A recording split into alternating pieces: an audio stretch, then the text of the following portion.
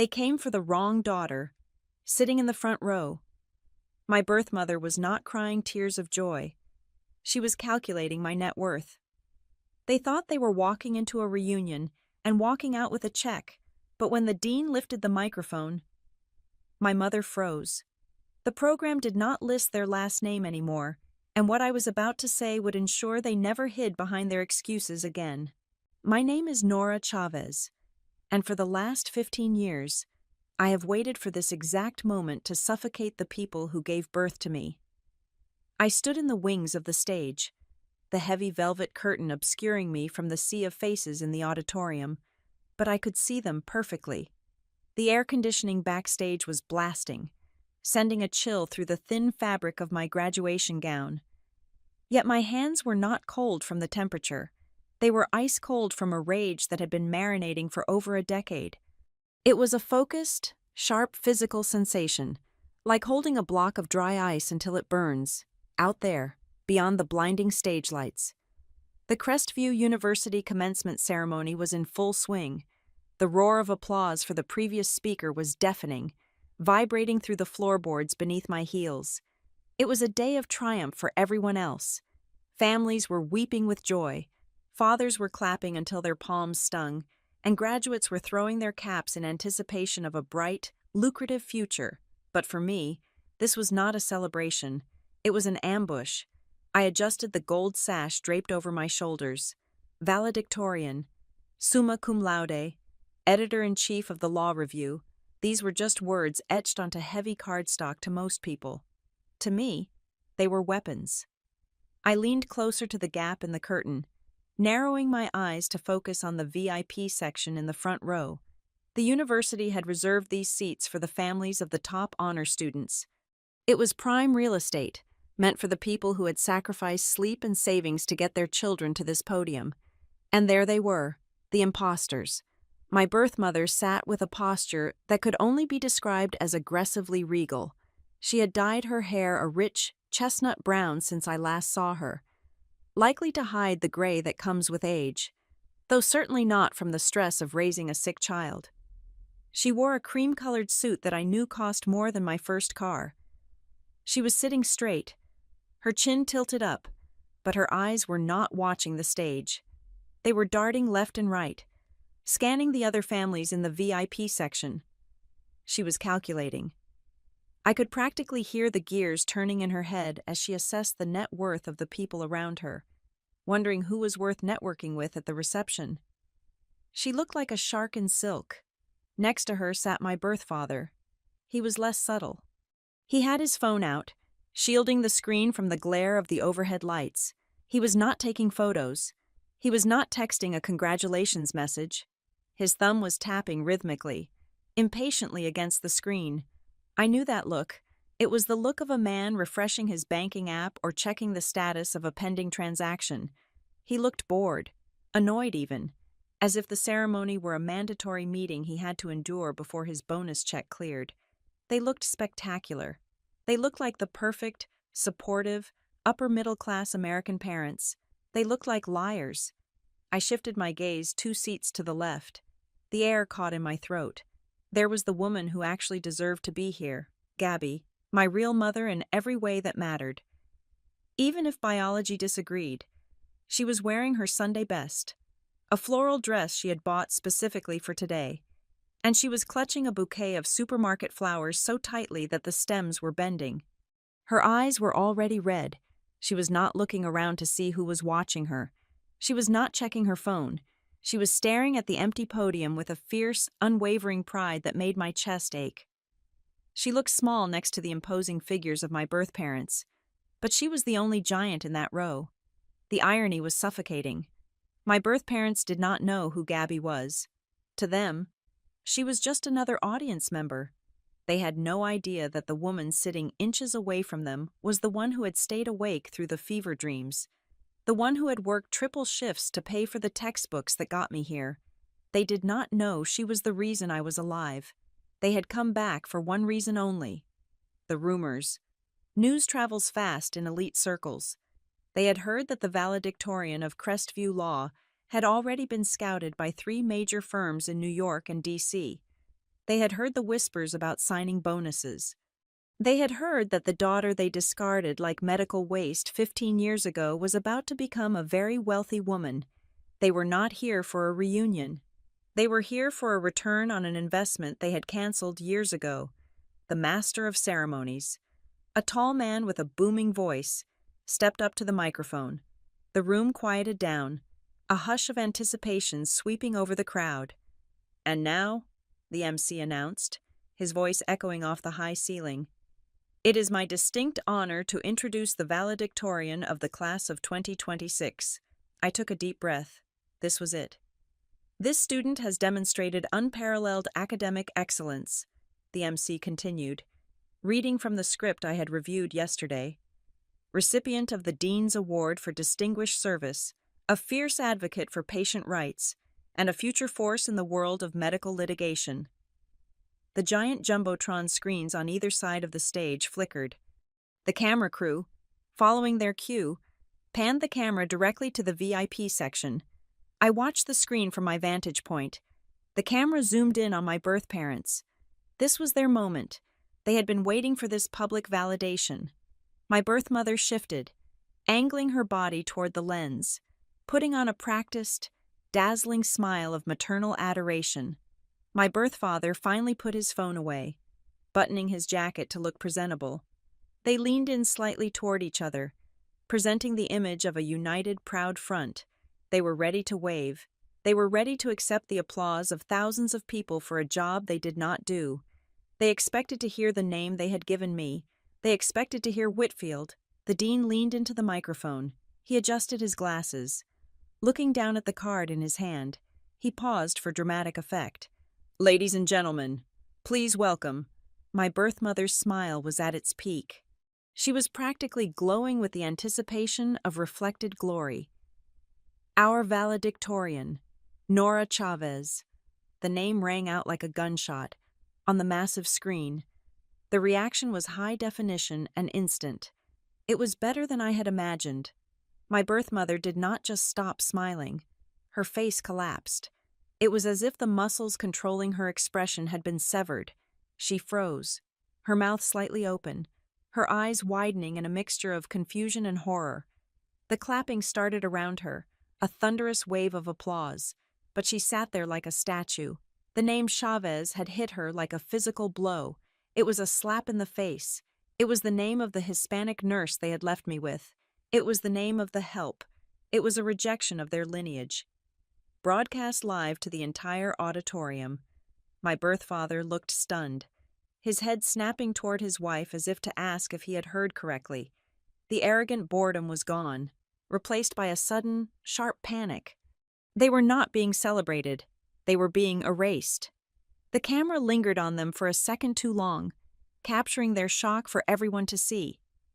Before cutting away to the empty stage, that was my cue. I stepped out from behind the curtain. The stage lights hit me, blinding and hot. The applause swelled, a wall of sound that vibrated in my bones. I walked to the center of the stage, my head held high. I did not look at the dean.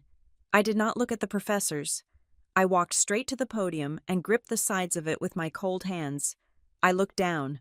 From this height, the faces in the front row were clear. I found Gabby immediately.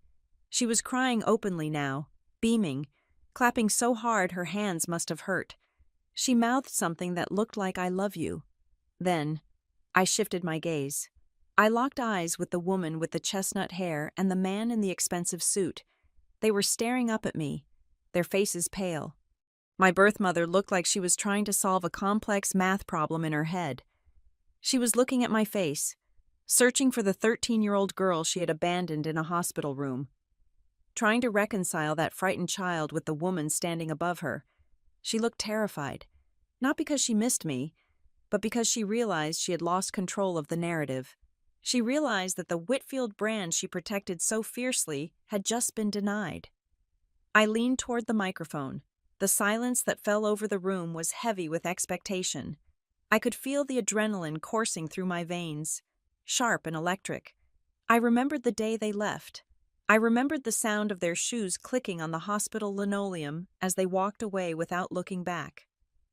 I remembered the feeling of being a line item on a budget sheet that they decided to cut. They thought that day was the end of our story. They thought they could edit me out of their lives and then write themselves back in when the stock value went up. They were wrong. I looked directly at them. Ignoring the thousands of other people in the room, I let a small, cold smile touch my lips. It was not a smile of forgiveness. It was a smile of warning. You thought you were coming here to collect a check. I thought, my internal voice screaming over the silence. You thought you could smile for the cameras and take credit for my survival. But you forgot one thing. I am not your daughter anymore. I am the daughter of the woman who stayed. I took a breath, preparing to deliver the speech that would burn their reputation to the ground. Before the story ends, they will know one absolute truth: abandoning me on that rainy Tuesday 15 years ago was not just cruel, it was the most expensive mistake they ever made. "Good morning, class of 2026, I said, my voice steady, amplified, and reaching every corner of the room. And good morning to the parents who actually showed up. I saw my birth father flinch. The countdown had ended. The execution was about to begin. To understand why I stood on that stage with a heart full of ice, you have to go back to the moment the ice first entered my bloodstream. It was not at a graduation ceremony. It was 15 years ago, inside the sterile beige walls of Rockbridge Regional Medical Center. The memory does not start with a sound or an image. It starts with a smell. It is the sharp, chemical sting of industrial-strength antiseptic mixed with the dusty, dry scent of recycled air and cheap paper, even now, over a decade later. If I walk past a clinic and catch a drift of isopropyl alcohol, my stomach tightens. I am instantly 13 years old again, sitting on the edge of an examination table that was too high for my legs, shivering in a gown that felt less like fabric and more like an oversized napkin. I remember the sound of the paper crinkling every time I shifted my weight. I was trying to find a comfortable position, but my lower back was throbbing with a dull, persistent ache that had been keeping me awake for 3 nights. My parents, the polished and perfect Whitfields, sat on the 2 plastic chairs in the corner. They looked wildly out of place. My mother was wearing a silk blouse that cost more than the nurse's monthly salary, and she kept checking her watch, tapping her manicured fingernails against the strap. My father was scrolling through emails on his BlackBerry, sighing loudly every time the signal dropped. They were not worried. They were inconvenienced. The door opened, and Dr. Nolan Keats walked in. I remember him vividly because he was the first adult in my life who looked at me like I was a person, not a prop. He was young, maybe in his late 30s, with tired eyes and a stethoscope draped around his neck like a heavy chain. He did not smile. He held a clipboard in his hand, and the way he gripped it tight. Knuckles White told me the news was not good before he even opened his mouth. He pulled a stool over to me, sitting down so we were at eye level. He ignored my parents for a moment and looked right at me. "Nora, I am going to be straight with you," he said, his voice low and steady. "We have your test results back. Your kidneys are in trouble." He explained it in words I could only half understand at 13. Autoimmune disease, aggressive attack, acute renal failure. My body was essentially turning on itself, attacking my filters as if they were foreign invaders. The words hung in the air, heavy and suffocating. Then he turned to my parents. "Mrs. Whitfield, Mr. Whitfield, this is a serious condition." "Doctor," Keats said, swiveling on his stool to face them, "Nora is going to need immediate, aggressive treatment.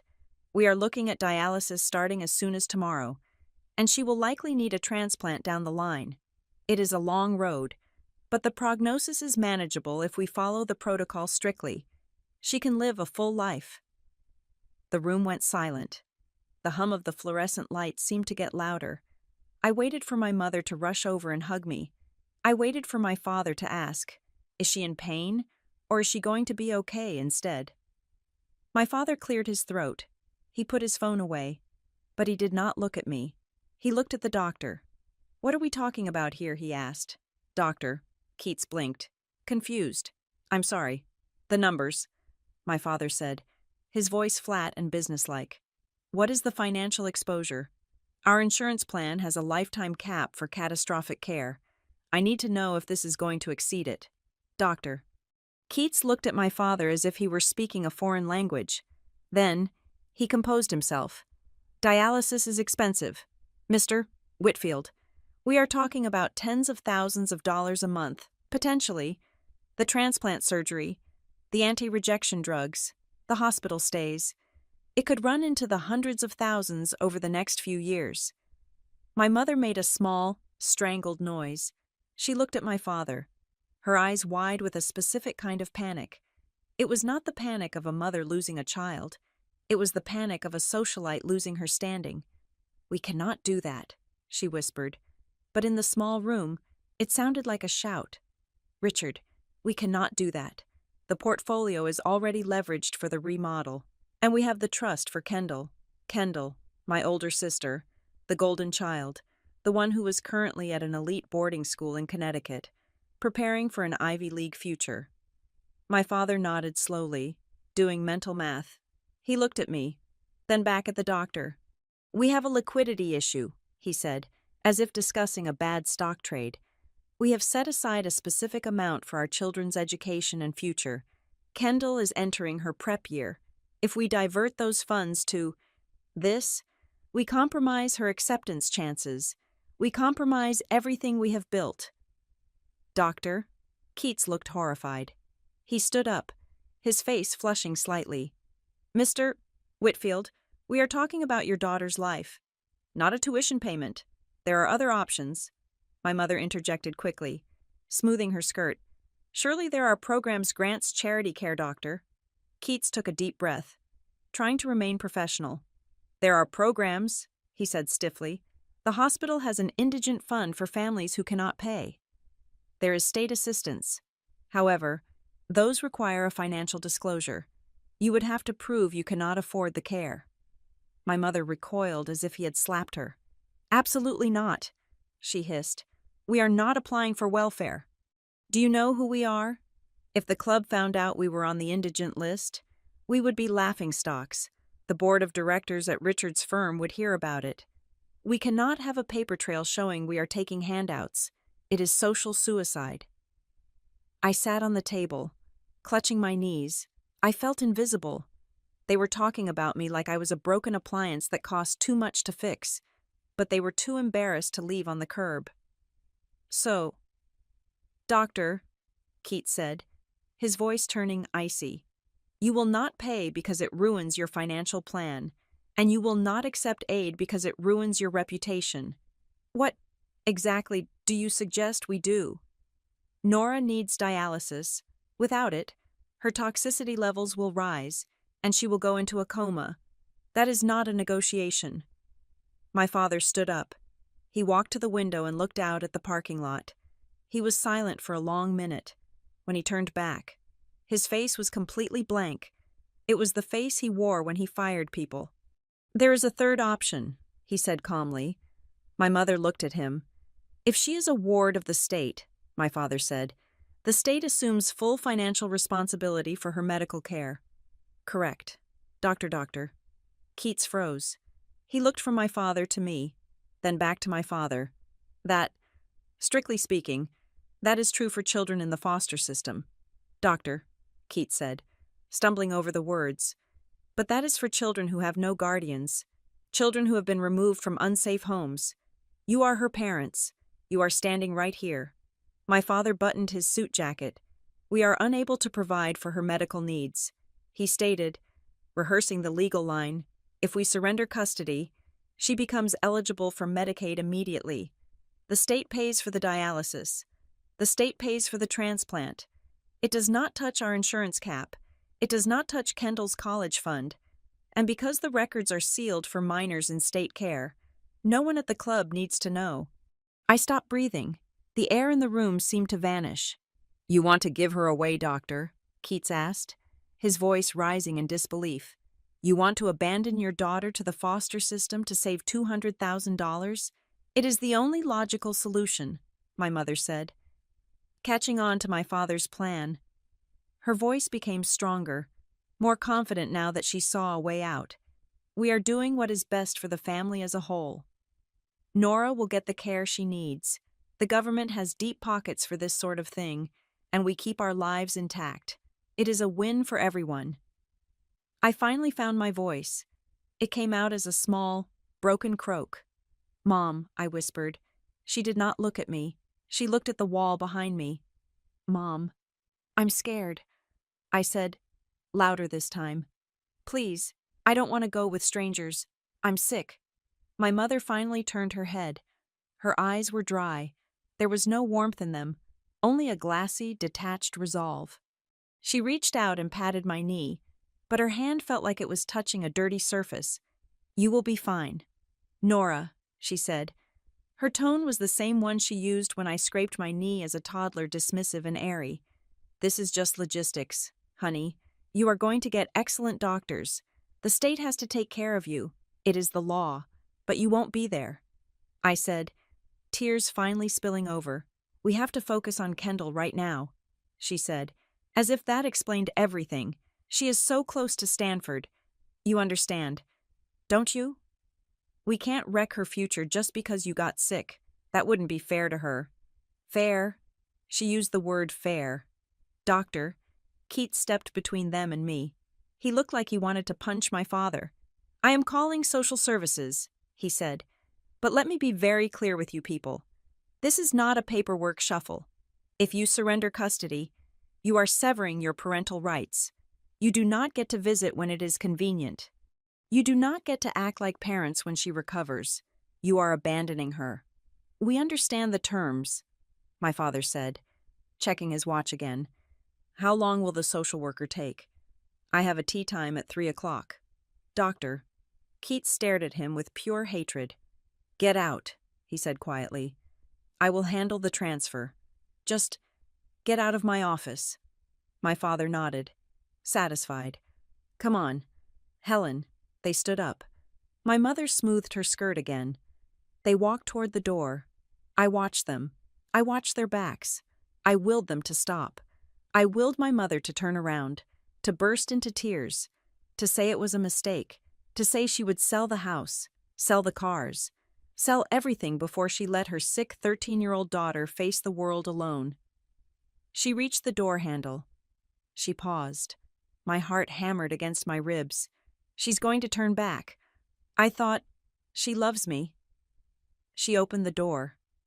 "Make sure they send the final bill for today to the office. Richard," she said to my father, "I don't want it coming to the house." And then they walked out. The door clicked shut with a soft, final sound. The silence that followed was deafening. It was heavier than the lead apron they used for x-rays. I sat there, the paper gown crinkling under my legs, the smell of antiseptic burning my nose. The physical pain in my kidneys was sharp, a gnawing ache that radiated through my back. But that pain was nothing compared to the sensation of my chest cracking open. It was not the disease that broke me in that moment. It was not the fear of needles or machines or surgery. It was the realization that my value to the people who made me could be calculated on a spreadsheet, and the total was not high enough to keep me. "Doctor," Keats turned back to me. His eyes were wet. He reached out and took my hand, his grip firm and warm. "I am so sorry." "Nora," he whispered. "I am so sorry." I didn't answer. I couldn't. I just stared at the closed door, realizing that the girl who walked into this room was gone. She had died, not from kidney failure, but from the sudden, violent amputation of her family, and in her place, something else was beginning to form. Something colder, something harder, something that would remember every single second of this betrayal until the day the debt was paid. The first night in the renal ward was not silent. People assume hospitals are quiet places at 3 in the morning, but they are not. They are filled with a mechanical symphony of survival. To my left, an infusion pump clicked rhythmically, pushing fluids into my veins. To my right, the dialysis machine hummed a low, vibrating drone that felt like it was rattling my teeth. Down the hall, nurses' shoes squeaked against the linoleum, and occasionally, a distant alarm would blare, signaling that someone else's body was failing them, just like mine was failing me. I lay perfectly still in the dark, staring at the acoustic tiles on the ceiling. I had counted them 4 times. There were 142 tiles. The emptiness in my chest was heavier than the fluid building up in my tissues. My parents had been gone for 10 hours. By now, they were probably at home. My father was likely asleep, his conscience cleared by the logic of his ledger. My mother was probably checking her email or packing Kendall's trunk for boarding school.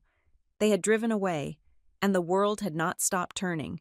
The traffic lights outside still changed from red to green. The nurses still drank their coffee. The earth kept spinning.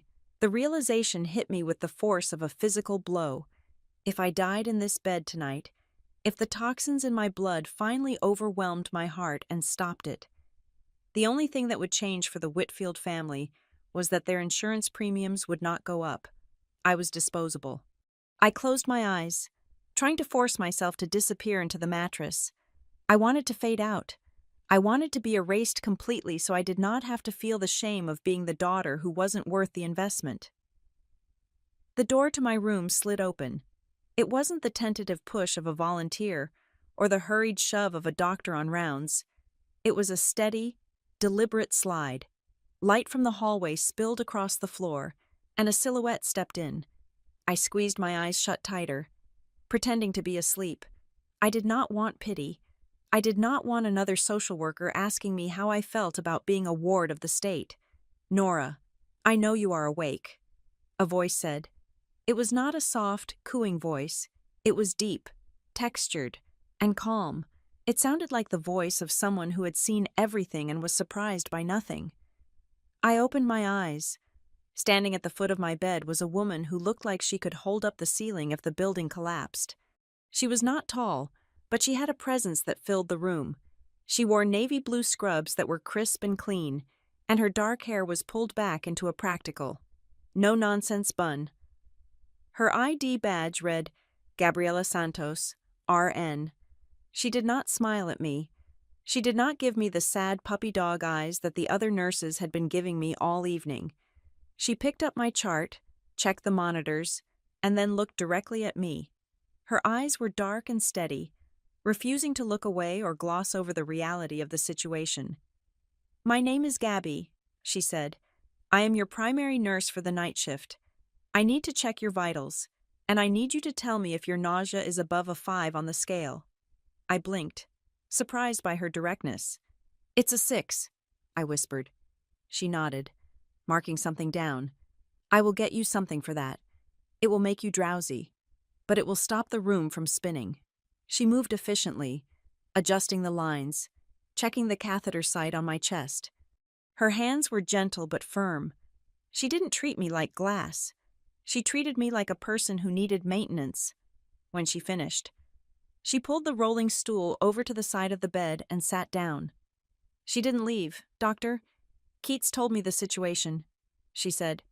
I looked away, staring at the wall. My face burned. The shame was a hot, prickly sensation on my neck. I didn't want to talk about it. "I'm not here to tell you it is going to be okay," she continued, her voice cutting through my embarrassment. I looked back at her. "People like to say that," she said.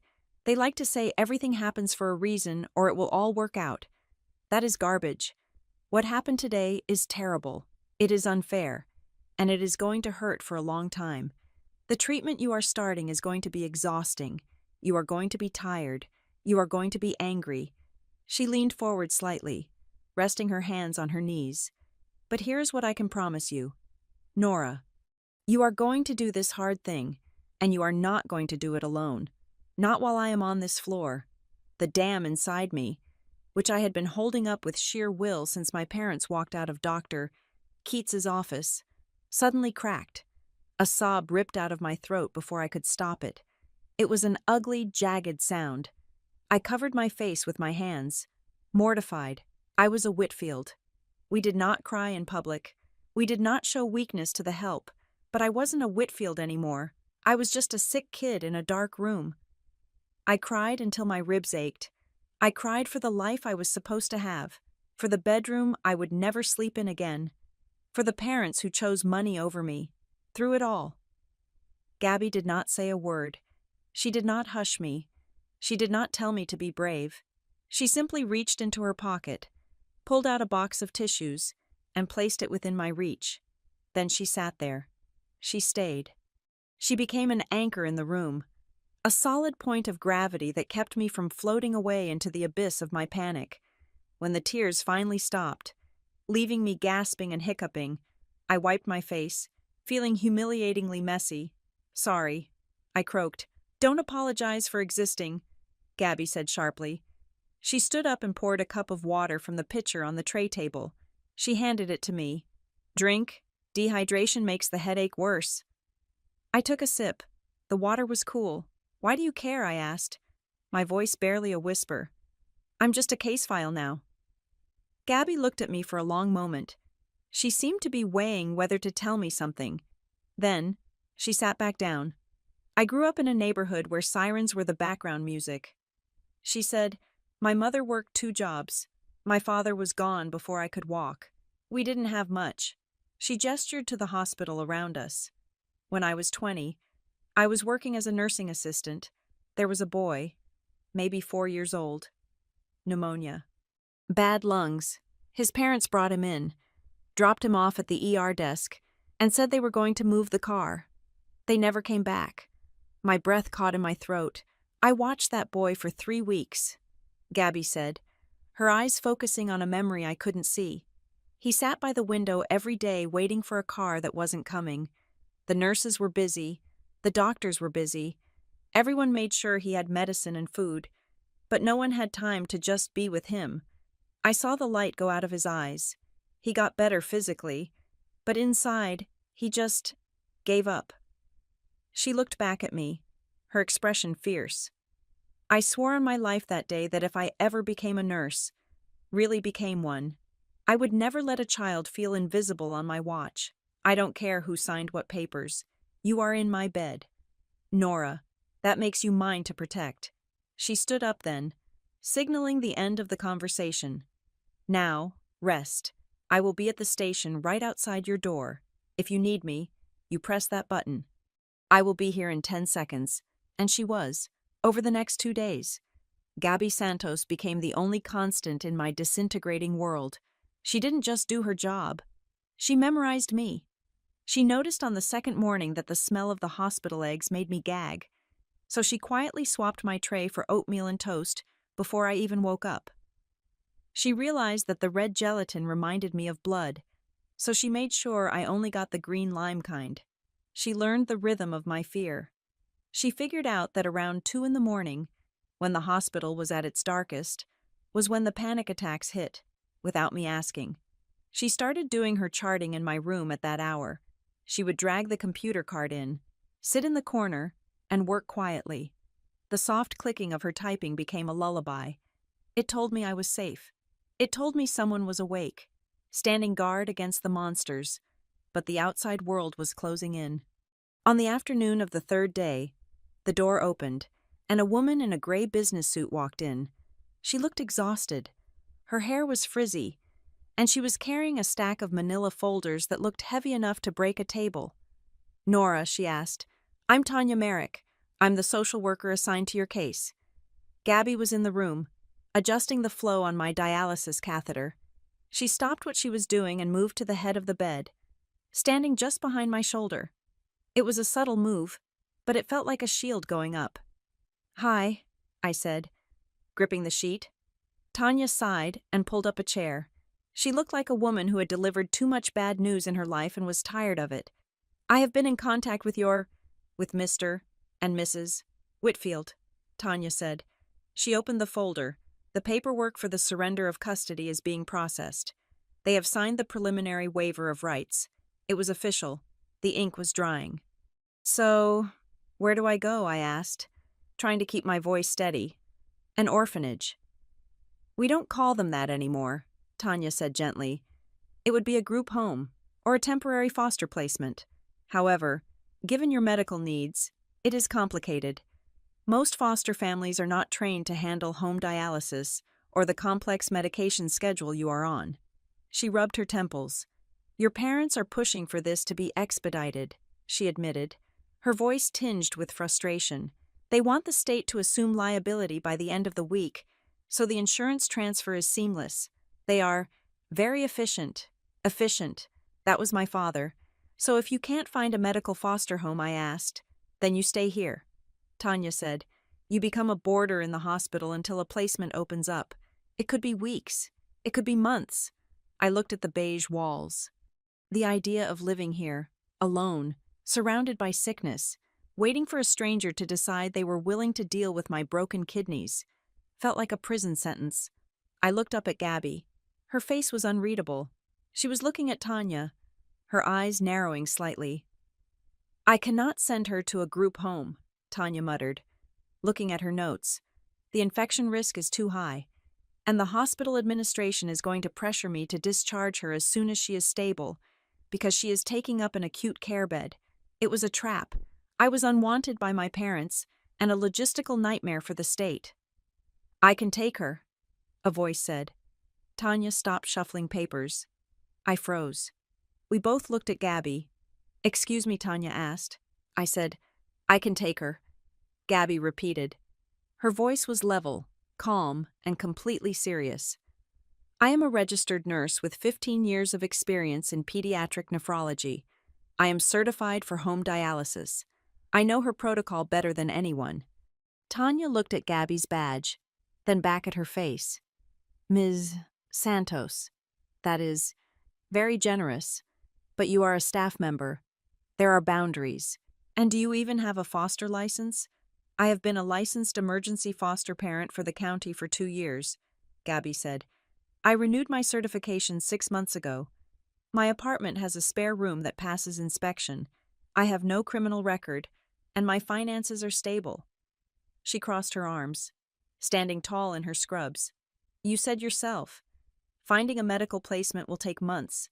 You have a medically fragile child who has just experienced a massive trauma. Leaving her in a hospital room is cruel. Sending her to an untrained home is dangerous. Placing her with me is the safest, most logical option. The room went silent. I stared at Gabby, my heart hammering against my ribs.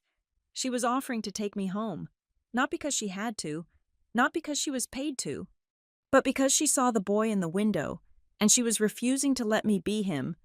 Tanya blinked, processing the information. She looked from Gabby to me. She saw the way I was looking at the nurse like she was the only solid thing in a world of water. This would solve a lot of problems.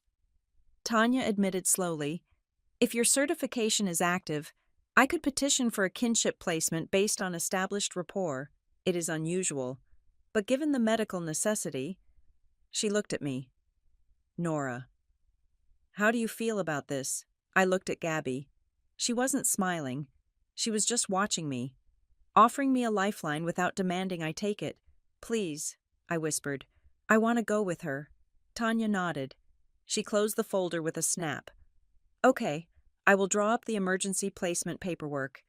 I need to run it by the supervisor. But considering the alternative is a lawsuit if she gets an infection in a group home, they will approve it. Tanya stood up to leave. I will be back in an hour. When the door closed, I looked at Gabby. I didn't know what to say. Thank you seemed too small. Why seem too complicated? You do not have to do this. I said, I am a lot of work. Gabby walked over to the bed. She adjusted my blanket, tucking the edges in tightly, the way she knew I liked it. I know what work looks like. Nora, she said, I am not afraid of it. She checked the monitor one last time. Now, close your eyes. You need to sleep.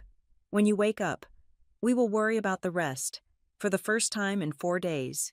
The knot of terror in my stomach loosened just enough to let me breathe. I looked at the woman standing guard beside my bed. She was not a fairy godmother. She was something better. She was a witness who refused to look away. I closed my eyes, and for the first time since my diagnosis, I fell asleep without wishing I wouldn't wake up. The paperwork was a stack of dead trees thick enough to doorstop a bank vault. But eventually, the ink dried. 3 days after my parents walked out of my life, I walked out of the hospital. I did not leave with a caravan of suitcases or a moving truck. I left with a single, pathetic plastic bag that contained a toothbrush, a comb, and 2 changes of clothes that Gabby had bought for me from the discount store down the street. The Whitfields had not sent my things. They had not sent my clothes, my journals, or the stuffed bear I had hidden under my bed since I was 5. They had simply erased me. The drive to Fort Collins was quiet. I sat in the passenger seat of Gabby's 10-year-old Honda Civic, watching the landscape shift from the gray concrete of the hospital district to the rolling, open plains of northern Colorado. The car smelled like vanilla air freshener and old coffee. It was a lived-in smell, messy and real, so different from the sterile lemon scent of my parents' house. We pulled up to a small, single-story bungalow with peeling yellow paint and a porch that leaned slightly to the left. It was not a mansion. It was not impressive. But as Gabby killed the engine, she looked at me and said something that stuck to my ribs. "This is not a waiting room. Nora, this is my home, and for as long as you need it, it is your home too."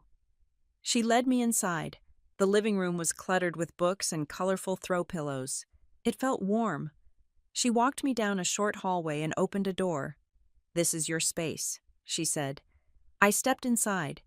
It was small, but someone Gabby had clearly spent the last 48 hours trying to scrub away the feeling of a guest room. The bed was made with a soft, fuzzy purple blanket. There was a stack of paperback novels on the nightstand, mostly fantasy stories about girls discovering they had magic powers.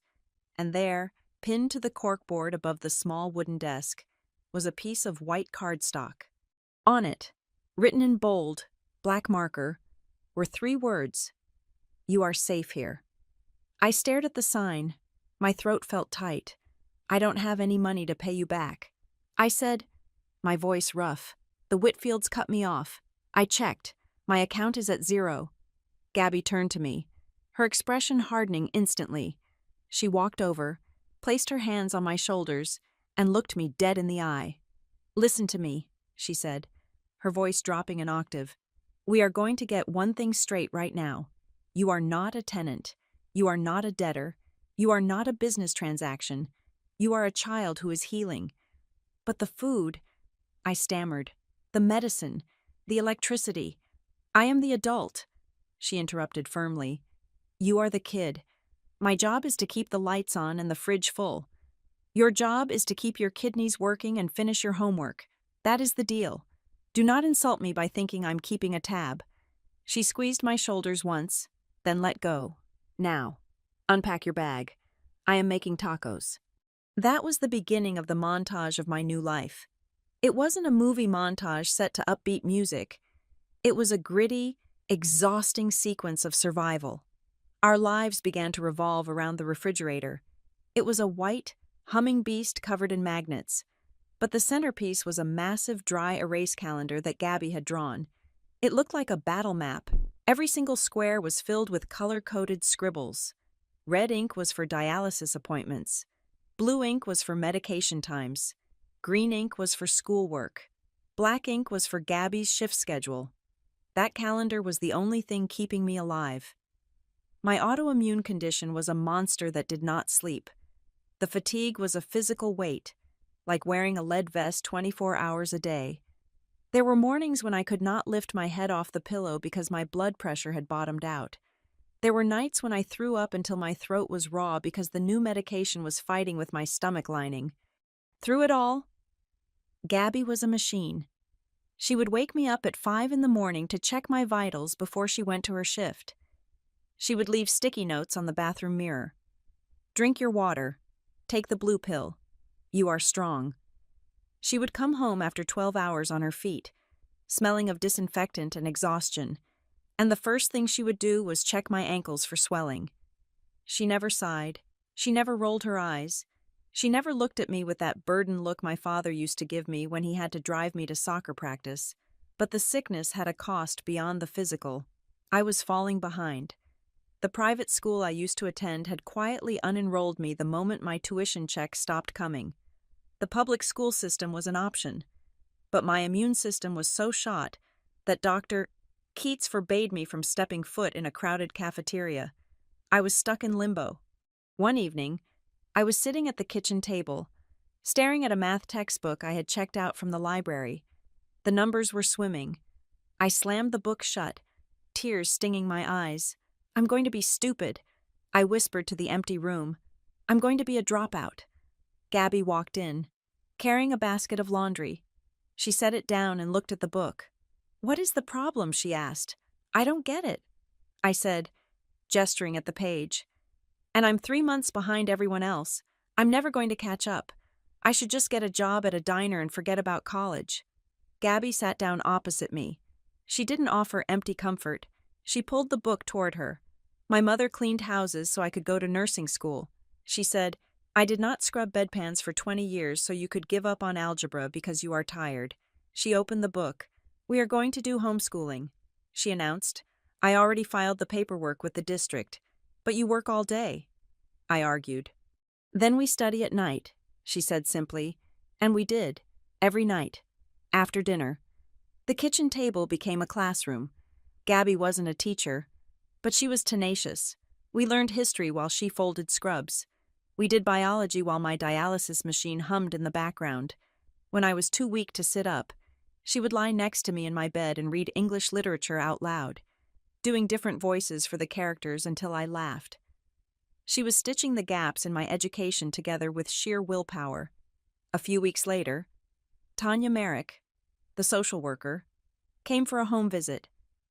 She sat on the lumpy beige sofa, looking around at the small but clean living room. She seemed impressed, but wary. Nora is doing well, Tanya said, looking at my chart, better than expected. Honestly, but Gabby, we need to talk about the long game. I was sitting in the hallway, listening. I knew I shouldn't, but old habits from the Whitfield house died hard. The state is moving to terminate parental rights fully, Tanya continued. The Whitfields are not contesting it. In fact, their lawyer sent over the surrender documents this morning. They are done. I felt a cold spike in my chest. Even expecting it, hearing it out loud was like being punched. So, Tanya said, her voice gentle, we need to look at permanent placement, adoption. I held my breath. Gabby didn't hesitate. I am adopting her. Tanya sighed. Gabby, listen to me. You are a single woman on a nurse's salary. You are renting. The state looks for 2-parent households. Financial assets. Stability. The process to approve a single parent for a medically complex child is a nightmare. It could take years. They will audit your finances. They will dig into your past. They will make you jump through hoops of fire. Let them bring the hoops, Gabby said. Her voice was cold steel. It is going to be very hard, Tanya warned. I do not care if it takes 10 years, Gabby said. She is not going anywhere. She is already home. If I have to fight the state of Colorado, I will. If I have to fight the Whitfields, I will. I am going the distance. I leaned my head against the wall, closing my eyes. She wants me. I thought, she really wants me. But wanting me was expensive. A week later, I woke up in the middle of the night. The house was quiet, but I heard a low murmur coming from the kitchen. I crept out of bed, careful not to make the floorboards creak. Gabby was on the phone. She was standing by the window, looking out at the street lamp. She sounded tired. Yes, I know it is a double shift, she was saying. I can take the Saturday night rotation too, and the holiday pay for Thanksgiving, put me down for that. She paused, listening to the person on the other line. No, I am not saving for a trip, she said, rubbing her forehead. I need the overtime. The insurance covers the dialysis, but the copays on the anti-rejection meds are climbing. And she needs a high-protein diet. That stuff is not cheap. Just give me the hours. Susan, I will sleep when I'm dead. She hung up and leaned her forehead against the cool glass of the window. I stood in the shadows, my heart breaking. My parents had millions of dollars, and they wouldn't pay a dime. Gabby had nothing, and she was selling her sleep, her health, and her holidays just to make sure I had good meat and the right pills. She wasn't buying herself nice things. She wasn't saving for a new car. She was working herself into the ground to keep me alive. I went back to bed and cried into my pillow, but this time, it wasn't because I was sad. It was because I was grateful. and the weight of that gratitude was almost too big to carry. The turning point came 3 nights later. I had a bad reaction to a new medication. My body felt like it was on fire. My joints ached so bad I wanted to scream. I had spent 4 hours tossing and turning, sweating through my sheets. Gabby had been there every second, wiping my forehead with a cool cloth, holding a basin while I retched, murmuring soft Spanish words I didn't understand but felt in my bones. Finally, around 4 in the morning, the fever broke. The pain receded to a dull throb. I blinked my eyes open. The room was dim, lit only by the street lamp outside. Gabby was sitting in the hard wooden chair next to my bed. She had pulled it up close so she could reach me. Her head was lolling to the side, her mouth slightly open. She was fast asleep. She looked exhausted. There were dark circles under her eyes that even the shadows couldn't hide. She was still wearing her scrubs from the shift she had finished 10 hours ago. She hadn't left. She hadn't gone to her own comfortable bed. She had stayed in that uncomfortable chair, holding vigil over me, just in case I woke up and needed water. I looked at her, this stranger who had stepped in when my own blood turned their backs. I looked at her rough hands, her messy hair, the sheer, stubborn love radiating from her exhausted form. I reached out, my hand trembling, and touched her arm. "Mom," I whispered. "It was an accident. It slipped out before I could check it. It wasn't a conscious decision. It was my soul recognizing its true north." Gabby jerked awake instantly. Her eyes snapped open, alert and ready. "Nora, what is it? Are you okay? Do you need the basin?" I looked at her, and I realized I couldn't take it back, and I didn't want to. "No," I said, my voice raspy. "I'm okay. The pain is gone." Gabby let out a long breath, her shoulders slumping. Thank God. She reached for the water cup and held the straw to my lips. I drank, watching her. "I called you Mom," I said quietly. Gabby froze. The cup hovered in the air for a second. She looked at me, her dark eyes searching my face. There was a moment of absolute silence in the room, heavier and more profound than any silence in the Whitfield mansion. "I know," she whispered. "Is that okay?" I asked. Gabby set the cup down. She reached out and brushed a strand of sweaty hair off my forehead. Her hand was warm. "Nora," she said, her voice thick with emotion. "Being your mother is the only title I have ever wanted." She leaned forward and kissed my forehead. "Now go back to sleep. Mi hija. I am right here." I closed my eyes, and for the first time in my life, I understood something fundamental. Family wasn't about whose DNA you carried. It wasn't about last names or bloodlines or inheritance. Family was a verb. It was the act of staying. It was the people who sat in the chair when it was uncomfortable. It was the people who claimed you when everyone else let go. The paperwork was moving forward. The lawyers were fighting. But in that dark room, under a purple blanket, the verdict was already in. I was home. Returning to public high school after a year of isolation felt less like an educational milestone and more like entering a gladiator arena armed with nothing but a binders and a scar on my chest where the catheter used to be. The rumors had arrived before I did. Small towns and suburban enclaves run on gossip, and the story of the Whitfield girl being discarded like a broken toy was premium fuel for the grapevine. I walked down the hallway on my first day back, clutching my schedule so hard the paper turned damp. I could hear them. It was not paranoia. It was the distinct, hushed frequency of teenagers sharing a scandal. "That is her," a girl whispered by the lockers, "the one whose parents just bounced." "I heard she is dying," a boy replied, not even bothering to lower his voice. "I heard she cost too much money." They looked at me like I was a ghost or a contagion. In their world, parents were annoying ATM machines who grounded you for bad grades. The idea that parents could simply resign from the job was terrifying to them. I was a walking reminder that their safety nets were not as invincible as they thought. I did not scream at them. I did not cry in the bathroom. I went to my locker, dialed the combination, and made a silent vow. I would not engage. I would not be the victim they wanted to pity or the pariah they wanted to shun. I would be a machine. If my parents had abandoned me because I was a bad investment, I was going to make myself into an asset so valuable that the world would have no choice but to pay attention. I treated school like a war zone. My weapon of choice was a highlighter. Gabby saw the shift in me. She saw the way I sat at the kitchen table until 2 in the morning, memorizing history dates and chemical formulas until my eyes burned. She did not tell me to slow down. She knew I was running a race against a genetic disadvantage and a social stigma. Instead of platitudes, she gave me ammunition. She became a hunter of opportunities. Gabby did not have money for private tutors or SAT prep courses, but she had a relentless ability to navigate bureaucracy. She spent her lunch break scouring the internet and community bulletin boards. "Look at this," she said one evening, sliding a flyer across the table. "The library has a free coding workshop on Tuesdays, and the university offers free math tutoring for high school students on Thursdays." I looked at her schedule on the fridge. "Mom," I said, testing the word that still felt fragile but right.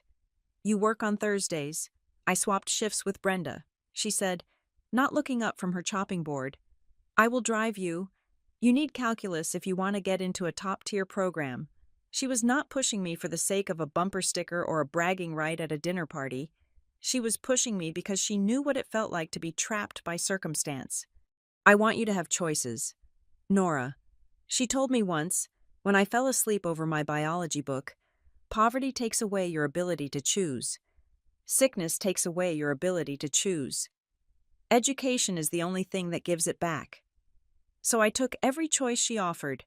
I joined the debate team because it was free. I joined the school newspaper because I needed to learn how to control a narrative. It was in English. A P class that I finally found the voice I had lost in Dr. Keats' office. The assignment was a persuasive essay on a contemporary social issue. Most kids wrote about recycling or the dress code. I sat at my computer and typed out a title that made my hands shake: "The Price Tag on a Pulse, The Ethics of Medical Abandonment." I wrote about the system. I wrote about the loopholes that allowed guardians to sever ties when the bill got too high. I wrote about the feeling of being a line item on a budget. I did not use names, but the rage on the page was so specific, so raw, that when I handed it in, I felt lighter. 3 days later, Mr. Henderson, my English teacher, asked me to stay after class. He was a cynical man who usually graded papers with a red pen and a frown. He was holding my essay. "Did you write this?" "Nora," he asked. "Yes," I said, bracing myself for a critique on my grammar. "I have been teaching for 20 years," he said, taking off his glasses. "I have never read anything this angry that was also this controlled. You have a talent. Chavez, you argue like a prosecutor." He gave me an A+, but more importantly, he gave me a validation that had nothing to do with my bloodline, while I was building myself up brick by brick. I made the mistake of looking at what the Whitfields were doing. I found Kendall's social media profile during a moment of weakness in the computer lab. It was a window into the life I was supposed to have. There was Kendall, tanning on a beach in Cabo during spring break. There was Kendall, posing with a brand new convertible with a red bow on the hood for her 16th birthday. There was a family photo, my birth parents and Kendall, smiling at a gala, holding champagne flutes. The caption read, "So grateful for my supportive family, my rocks." I stared at the screen until the pixels blurred. They looked so happy. They looked unburdened. There was no shadow in their eyes, no guilt weighing down their smiles. They had successfully amputated me, and the wound had healed over completely. They had not just abandoned me, they had forgotten me.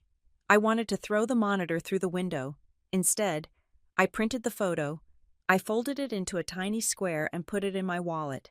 Every time I wanted to sleep in, every time I wanted to skip a study session, I touched that piece of paper. It was my battery.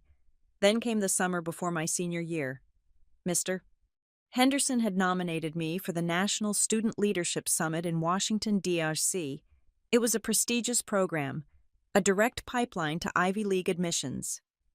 I got the acceptance letter in the mail on a Tuesday. I read the first paragraph with a soaring heart. Then I read the second paragraph. The tuition for the program was $3,500. It might as well have been $3 million. I crumpled the letter and threw it in the trash can in the kitchen. When Gabby came home that night, she found it. She smoothed out the wrinkled paper on the counter. "Why is this in the garbage?" she asked. "Look at the price." "Mom," I said, chopping carrots aggressively, "we can barely cover the rent and the dialysis copays. It is fine. I do not need to go." Gabby looked at the letter, then at me. Her face set into that stubborn line I had come to love and fear. "You are going," she said. "We don't have the money," I argued. "I have a retirement account," she said. "It is not much, but it is enough." I dropped the knife. "No, absolutely not. You are not cashing out your retirement for a summer camp. I forbid it." Gabby laughed, a dry, sharp sound. "You forbid it. You are 16.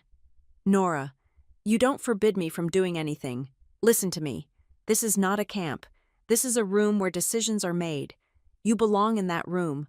I am not letting you stay in the hallway just because of money.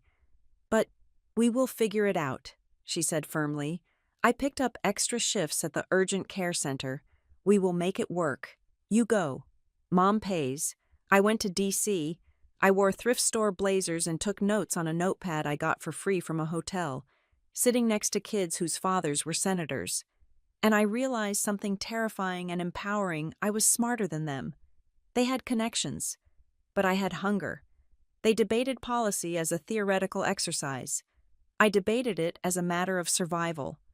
When I came back, I joined the Student Advocacy Club. It was a small group of nerds who mostly argued about school lunch quality, but I steered them toward real issues. When a student was suspended for a dress code violation that clearly targeted her culture, I didn't just complain. I looked up the district bylaws. I found the precedent. I wrote a formal letter to the school board citing their own anti-discrimination policy.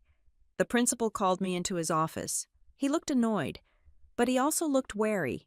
He dropped the suspension, walking out of that office. I felt a rush of adrenaline that was better than any drug.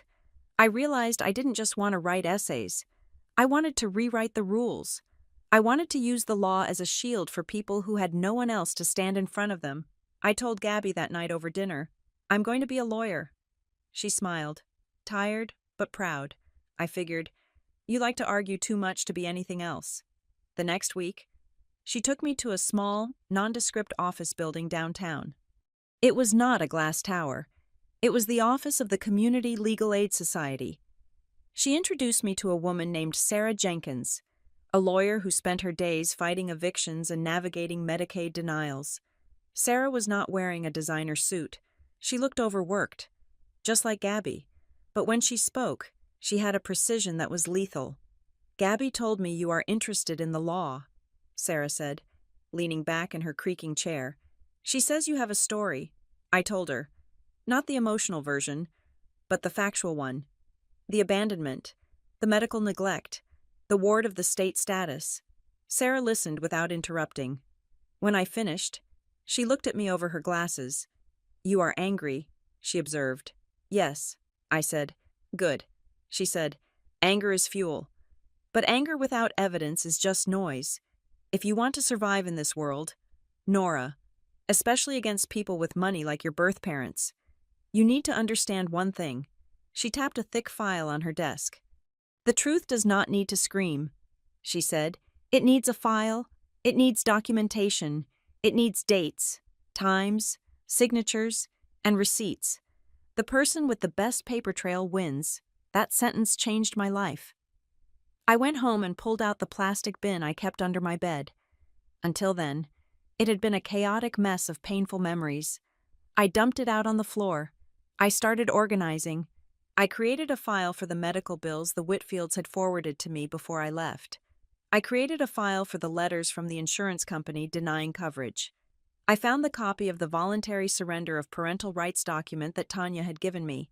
I organized them chronologically. I highlighted the dates. I made copies. I wasn't planning to sue them. Not yet. I was just following instructions. I was building the file. I was making sure that if they ever tried to rewrite history, if they ever tried to say they did the best they could, I would have a box full of paper that proved they were liars. Senior year flew by in a blur of AP exams, dialysis treatments, and student council meetings. When the acceptance letters started arriving, I didn't open them alone. I waited for Gabby. We sat on the floor of the living room, surrounded by envelopes. State University, accepted. Colorado College, accepted. And then, the big envelope, the thick one. Crestview University. Crestview was private. It was elite. It was expensive. It was the kind of place Kendall would go. My hands shook as I tore it open. Dear Ms. Chavez, it read. Chavez. I had legally changed my name 6 months ago, the day the adoption was finalized. Seeing it there, typed on official university letterhead, felt like looking at a victory flag. We are pleased to inform you of your acceptance into the class of 2026. I scanned down to the financial aid section, presidential scholarship, full tuition, housing stipend included. I looked up at Gabby. She was holding her breath. I got it, I whispered. I got a full ride. Gabby screamed. It was a loud, joyous sound that startled the neighbors. She tackled me in a hug, burying her face in my shoulder. We rocked back and forth on the floor, crying and laughing at the same time. We did it. She sobbed. We beat them. I held on to her, looking at the letter over her shoulder. Ms. Nora Chavez. I had done it. I had survived the hospital. I had survived the abandonment. I had survived the poverty and the sickness. I was going to college. I was going to study public policy and pre-law. I was going to learn how to break people like the Whitfields using their own rules. The underdog phase was over. The hunt was about to begin. Freshman year at Crestview University was supposed to be the clean slate. I had a new last name, a full scholarship, and a dorm room that smelled like lemon pledge and potential. I was Nora Chavez, the girl who beat the odds, the pre-law student who sat in the front row and actually did the reading. I thought I had left the wreckage of the Whitfield legacy behind me in that hospital room 3 years ago. I was wrong. The past does not just disappear. It waits for you to turn 18 so it can destroy your credit score. It started with a mundane errand. It was October of my first semester. I walked into the student credit union on campus, wearing my Crestview hoodie, feeling like a responsible adult. I needed a credit card, not for shopping sprees or spring break trips, but for emergencies. Gabby had taught me that. Build credit early, she had said. Good credit is freedom. I sat across from a loan officer named Marcus, a guy who looked like he was only a sophomore himself. I filled out the application with confidence. I had no debt. I had a stipend. I had a scholarship. I was the perfect low-risk candidate. Marcus typed my information into his computer. He hit enter. He smiled, waiting for the system to process. Then his smile dropped. He frowned, tapping the refresh key. He leaned closer to the screen, squinting. Is there a problem? I asked, clutching my backpack strap. I am not sure, Marcus said, his voice losing its customer service brightness. The system is giving me a hard rejection, like an immediate one. He turned the screen slightly away from me, a subtle gesture of privacy that made my stomach turn over. Ms. Chavez, have you had financial trouble before? He asked awkwardly. Maybe a bankruptcy? Or a repossession? I laughed. It was a nervous, high-pitched sound. I am 18 years old, I said. I have never owned a car or a house. I have never had a credit card. I don't have a history. Marcus looked at me with pity. That look again. I hated that look. Actually, he said quietly, you do. You have a very extensive history, and most of it is in collections. I felt the blood drain from my face. My hands went numb, a sensation I had not felt since the days of my acute renal failure. That is impossible, I said. There must be a mistake. Maybe someone with the same name Marcus printed out a summary. He slid it across the desk, face down, like he was handing me a death certificate. You need to pull your full credit report, Nora, he advised, dropping the formality.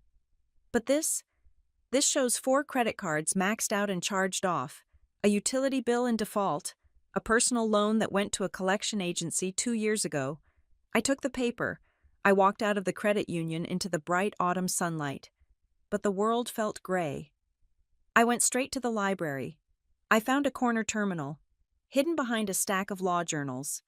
I logged onto the annual credit report site. My fingers were trembling so hard, I mistyped my social security number twice. When the file finally loaded, I stared at the screen. It was a massacre, according to the bureaus.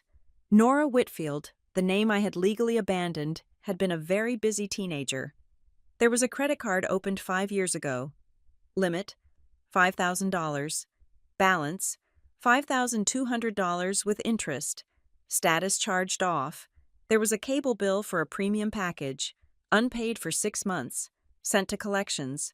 There was a store credit card for a high-end electronics retailer, maxed out on a home theater system, never paid. I looked at the dates. The first account was opened 3 weeks after my parents left me at Rockbridge Regional Medical Center. I sat there, frozen. 3 weeks. I had been lying in a hospital bed, hooked up to a dialysis machine, vomiting from the toxins in my blood, crying because I thought nobody loved me. And while I was fighting to stay alive, someone had used my social security number to buy a flat-screen television. I scrolled down to the personal information section. I needed to see the address. I needed to be sure. There it was, the billing address for every single fraudulent account. 1402 Oakwood Drive, my parents' house. I didn't scream. I didn't cry. I felt a cold, metallic taste in my mouth. It was the taste of absolute clarity. They hadn't just abandoned me to save money on my medical bills. They had kept my identity as a souvenir. They had used their sick, discarded daughter as a financial loophole. They knew a minor's credit report is rarely checked. They knew I was a ward of the state, lost in the system. They figured by the time I was 18, the statute of limitations might be fuzzy, or I would be too poor and stupid to understand what had happened. They had monetized my existence after declaring me worthless. I printed everything, every page, every line item. The printer whirred, spitting out the physical proof of their greed. I took the bus home to Fort Collins that weekend. I didn't tell Gabby over the phone. I needed her to see it. When I laid the papers out on the kitchen table, Gabby went very still. She put on her reading glasses. She read the report slowly, her finger tracing the lines of debt. She saw the dates. She saw the address. The silence in the kitchen was terrifying. Gabby was a woman who got angry often at the system, at bad drivers, at politicians. But this was not normal anger. This was a quiet, dangerous fury. She stood up, walked to the sink, and gripped the edge of the counter until her knuckles turned white. They bought a home theater system. She whispered. I didn't answer. They left you to die, Gabby said, her voice shaking. And then they went to the mall and used your name to buy speakers. She turned around. Her eyes were blazing. I want to kill them, she said. I am not speaking metaphorically. I want to drive there and burn that house down. Mom, I said. Standing up? No. She snapped. There are rules. Nora, there are lines. You leave a child. That is evil. But to steal from her to ruin her future before it even starts, that is a sickness. That is not human. She took a deep breath, forcing herself to calm down. She looked at me. What do you want to do? She asked. You have the right to be left alone. You have the right to walk away and let the 7 years pass until this falls off your report. But if you want to fight this... I looked at the stack of papers. I am not waiting 7 years. I said, this is my name. They stole it. I want it back. The next week, I started my internship at the Community Legal Aid Society early. I wasn't just fetching coffee anymore.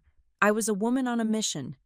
I sat down with Sarah Jenkins, the lawyer who had told me about the power of paper trails. I showed her the file. Sarah looked at it. She let out a low whistle. This is textbook familial identity theft, Sarah said. We see it a lot. Unfortunately. Usually, it is a parent with a gambling problem or an addiction. But this, given who your parents are, this is just pure entitlement. She looked at me. Fixing this is not going to be pretty. Nora, To clear your record, you have to file a police report. You have to file an affidavit of identity theft with the Federal Trade Commission, and in that affidavit, you have to name the perpetrators. I nodded. I know. If you file this, the police will investigate. Sarah warned. Your parents, your birth parents will be contacted. It might turn into a criminal case. Fraud over a certain amount is a felony. I looked at the address on the report. 1402 Oakwood Drive, the house where I wasn't allowed to live. Do it, I said. For the next 6 months, I lived a double life. By day, I was a model student at Crestview, acing my intro to political science exams. By night, I was a forensic accountant of my own trauma. I learned the language of bureaucracy. I learned how to write a dispute letter that a credit bureau could not ignore. I learned the specific code sections of the Fair Credit Reporting Act, to whom it may concern. I typed, night after night, I am a victim of identity theft. The accounts listed below were opened when I was 13 years old and a ward of the state. I did not authorize these charges. I am attaching the police report number. I sent the letters by certified mail. I kept the green return receipt cards. I built a binder that was 3 inches thick. One by one, the accounts started to drop off. The banks, realizing they had issued credit cards to a 13-year-old, quietly erased the debts to avoid liability. They didn't want a lawsuit. They just scrubbed the data. My score began to heal. 500, 550, 600. But every time a debt was canceled, a notification was sent to the address on file. My birth parents were finding out that their free ride was over. Then, just before finals week, my phone pinged. I was in the library, deep in a case study about property law. I checked my email. The sender name made my heart stop. Richard Whitfield. I hadn't heard from him in 4 years. Not a birthday card, not a Christmas greeting, not a single word since he checked his watch in Dr. Keats's office. The subject line was simple. Thinking of you. My hands went cold. I opened it. Nora, I hope this email finds you well. Your mother and I heard through the grapevine that you are at Crestview. We were so proud to hear that. We always knew you had the intellect for a top-tier school. That is the Whitfield gene. After all, I felt bile rise in my throat. The Whitfield gene. The same gene that gave me the autoimmune disease they refused to pay to treat. We have been thinking about you a lot lately. The email continued. It has been a long time, and we know things were complicated in the past. We were in a difficult position, and we did what we thought was necessary for everyone's survival, but we would love to reconnect. Perhaps we could meet for coffee. There are some family matters we should discuss. Love, Dad. I stared at the screen. Family matters. He didn't want to reconnect. He wasn't overcome with paternal love. He had received the letters from the credit card companies. He knew the fraud department was looking into the accounts. He knew that if I pressed charges, if I testified that I never authorized those expenses, he and my mother were looking at potential jail time, or at the very least, a massive public scandal that would ruin their precious reputation at the country club. He was scared, and the line about survival that was the hook. He was trying to frame their abandonment as a tragedy that happened to them. Not a choice they made. He wanted to meet so he could talk me out of the police report, or maybe he wanted to offer me a settlement. A little hush money to make the problem go away. Can we talk? It was a trap. If I replied, if I agreed to meet, I was opening the door. I was giving them access. I hovered my mouse over the reply button. I wanted to type, "Did you enjoy the home theater system?" I wanted to type, "I am not a Whitfield anymore." I wanted to type, "Go to hell." But then I heard Sarah's voice in my head. The truth doesn't scream. It needs a file. If I responded, I was engaging emotionally. If I responded, I was giving them a chance to manipulate me. I moved the mouse. I clicked forward. I sent the email to my own secure archive folder, the one labeled Evidence. I did not reply. I did not delete it. I saved it, because I understood something now that 13-year-old Nora didn't. When a predator contacts you, they are not looking for redemption. They are looking for a weakness. He wanted to know if I was still the scared little girl who cried when they left. He wanted to know if I could be bought. My silence was the only answer he was going to get, and it was going to terrify him more than any scream ever could. I closed the laptop, packed my bag, and walked out of the library. My credit score was 680 and climbing. My conscience was clear, and my file on the Whitfields just got one page thicker. By my junior year at Crestview, the adrenaline that had fueled my survival since I was 13 began to curdle into something heavier. I was running on caffeine and spite, maintaining a 4.0 grade point average while tracking my credit score like a hawk. I thought I was the one carrying the weight of the world. I was wrong. I was only carrying half of it. Gabby was carrying the rest, and her knees were finally buckling. It happened on a Tuesday in November. I came home early from a study group because a snowstorm was rolling in over the Rockies, turning the roads into sheets of black ice. The house was quiet. Gabby was supposed to be at the hospital for her swing shift, but her car was in the driveway. I walked into the bathroom to wash my hands and saw it. Sitting on the edge of the porcelain sink was a bright orange prescription bottle. The cap was off. I froze. Gabby did not take medicine. In the 8 years I had lived with her, I had never seen her take so much as an aspirin. She was the provider, the healer, the iron pillar that held the roof up. Pillars did not get sick. I picked up the bottle. It was a high-dose beta blocker, prescribed for hypertension and arrhythmia. The date on the label was from yesterday. I heard a floorboard creak behind me. I turned around.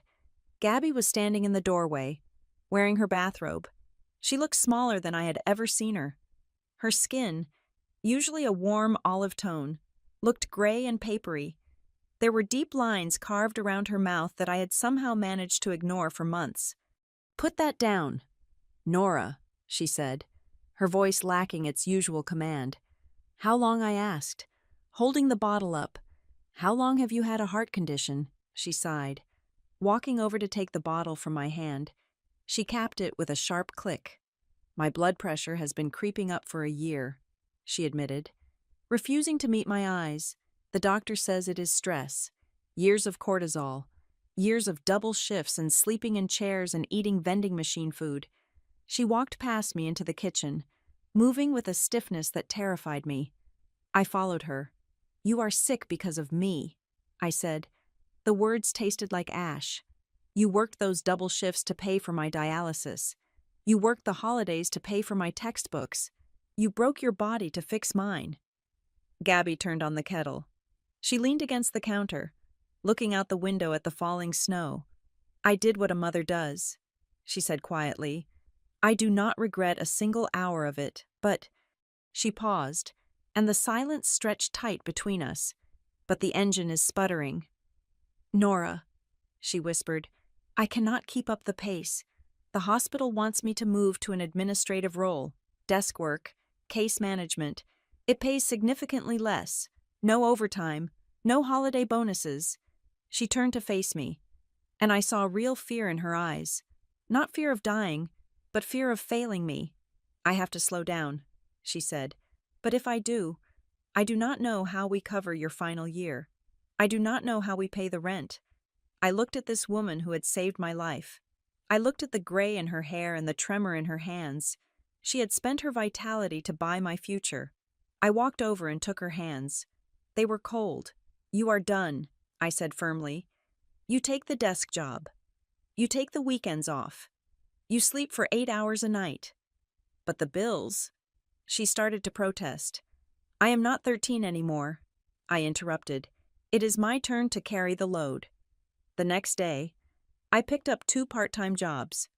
I worked the graveyard shift at the undergraduate library front desk from 10 at night until 4 in the morning, 3 days a week, on weekends. I transcribed legal depositions for a local court reporting firm.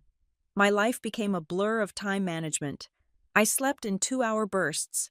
I read constitutional law textbooks while checking student IDs at the library turnstile. I listened to lectures on my headphones while I walked to the bus stop in the freezing wind. It was brutal. It was exhausting. And for the first time, I truly understood the magnitude of Gabby's sacrifice. Every time my eyes burned from staring at a screen, I thought of Gabby sitting in that hospital chair. Every time my back ached from a double shift, I remembered Gabby walking on swollen feet to bring me medication. I learned that love is not a feeling. Love is the ability to endure pain so someone else does not have to. I finished my undergraduate degree with highest honors, fueled by a mixture of gratitude and desperation. And then, the letter came. Crestview University School of Law. I stood by the mailbox, shivering in the spring breeze. Holding the thick envelope, I tore it open. Congratulations. Full tuition scholarship. Stipend for living expenses. I didn't scream this time. I just leaned against the mailbox and exhaled a breath I felt like I had been holding for 4 years. The stipend was generous. It was enough to cover my share of the rent. It was enough to let Gabby retire from the floor completely. I chose my specialization immediately, health law and patient rights. I wanted to know exactly how the system worked so I could dismantle it from the inside. In my first semester of law school, I took a seminar called Child Welfare and State Liability. It was taught by Professor Alistair Vance, a legend in the field who had spent 30 years rewriting foster care legislation. He was a terrifying man with eyebrows like hawk's wings and a mind like a steel trap. One afternoon, I went to his office hours to discuss a paper I was writing on medical abandonment statutes. Professor Vance was reading my file. He didn't look up when I walked in. "Sit down. Ms. Chavez," he grunted. I sat. "I read your personal statement," he said. Closing the folder. "You were a state ward. Medical surrender." "Yes, sir," I said. He took off his glasses and rubbed the bridge of his nose. "You know," he said slowly, "I remember your case, not by name, but by the circumstances. It made the rounds in the department. It is rare for wealthy parents to successfully execute a medical surrender without immediate legal blowback. They were efficient," I said bitterly. "They knew the loopholes." Professor Vance looked at me. His eyes were sharp, intelligent, and filled with a strange kind of pity. "Loopholes are only loopholes if you close them behind you," he said cryptically. "What do you mean?" I asked. He leaned forward. "When the state assumes custody of a child for medical reasons, the state becomes the primary provider, but the biological parents are not absolved of financial responsibility. The state sends a bill. It is called a reimbursement order. The taxpayers front the cost, but the parents are legally required to pay it back, based on their income." I sat up straighter. "I never knew that. I assumed they paid it." I said, "They have money. It would have been cheaper than the private insurance cap." Professor Vance tapped his desk. I was curious.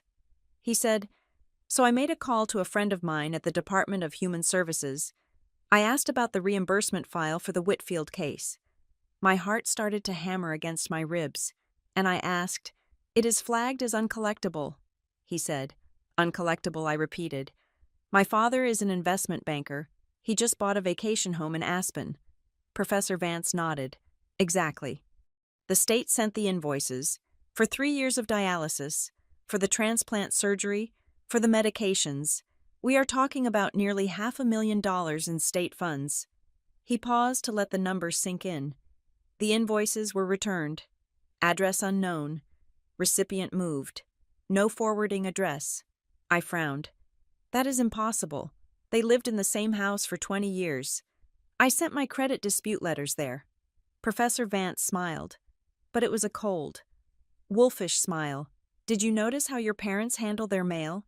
Do they use a post office box? A corporate address?" I thought back. My father used his firm's address for almost everything. "Here is what I suspect happened," Vance said.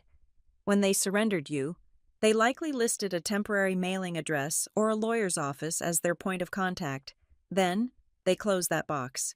When the state sent the bills, they bounced. The state bureaucracy is slow and overwhelmed.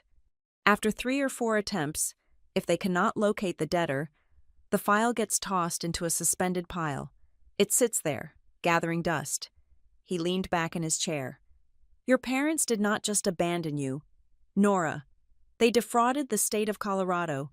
They let the taxpayers people like your nurse mother pay for your kidneys while they kept their millions in offshore accounts. They stole from the public trust. I felt the room spin. It wasn't just personal anymore. It wasn't just about them hurting me. It was about them robbing the very system that had saved me. They had forced Gabby to work double shifts to pay taxes that supported the Medicaid fund, while they, the millionaires, dodged the bill. They are thieves, I whispered. Yes, Vance said. And right now, they are getting away with it because no one has triggered a review of the file. He pushed a sticky note across the desk. On it was a phone number and a name. This is the auditor for the State Recovery Unit, Vance said. If someone were to provide them with a current, verified address for the Whitfields, and perhaps a copy of their recent property tax assessments, proving they have been in the jurisdiction the whole time, the state might decide to reopen the case. I stared at the note. If they do, Vance added, the interest and penalties on a 10-year-old debt of $500,000 would be astronomical, and it would be a matter of public record. I took the note. My hand was shaking, but not from fear, from power. I walked out of his office and sat on a bench in the quad. The winter sun was bright and blinding. I had a choice. I could burn the note. I could graduate, become a lawyer, and live my life. I could let the Whitfields stay in their bubble, thinking they had won. I could choose peace. Gabby would want me to choose peace. She would say, "Let it go. Nora, we are happy. Do not drink poison waiting for them to die." But then I thought about Gabby's heart medicine.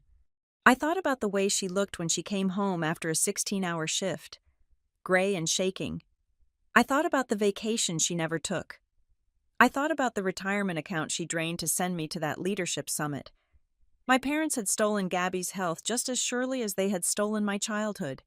They had forced her to carry a financial burden that belonged to them. Peace without justice is just submission. I was done submitting. I took out my phone. I dialed the number on the sticky note. State Recovery Unit. This is Linda. A voice answered. Hi, Linda, I said, my voice steady and cold.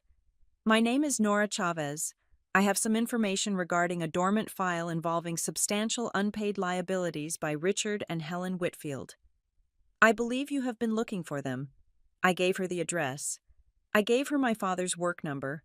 I gave her everything. I hung up the phone and looked at the sky. I wasn't doing this to be petty. I wasn't doing this to be cruel. I was doing this because the ledger had to be balanced. They wanted to erase me. Fine.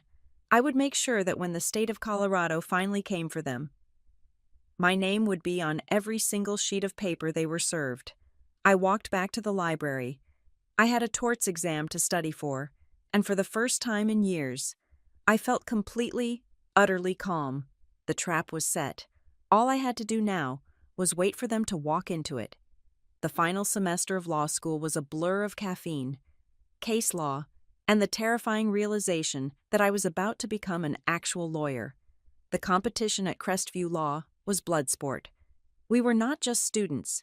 We were sharks in training, circling the top rankings with sharp teeth. But when the final grades were posted, there was no blood in the water. There was just my name at the top of the list. Valedictorian. It was the ultimate vindication.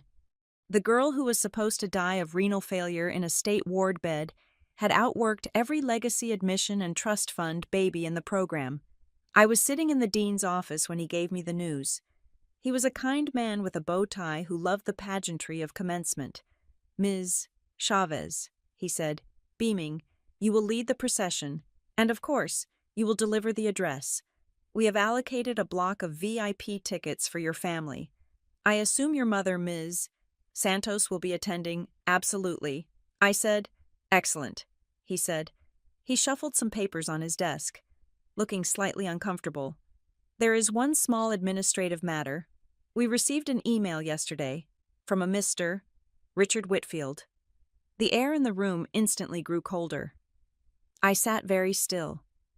He claims to be your biological father, the dean said. Watching my reaction carefully, he stated that he and his wife would like to attend the ceremony.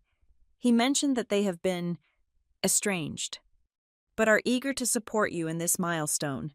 He asked to be seated in the family section. I looked at the dean. I could see the question in his eyes. He knew I was adopted. He knew my legal name was Chavez, but he did not know the gruesome details of how the transfer of power had occurred. I can tell him no. The dean offered quickly.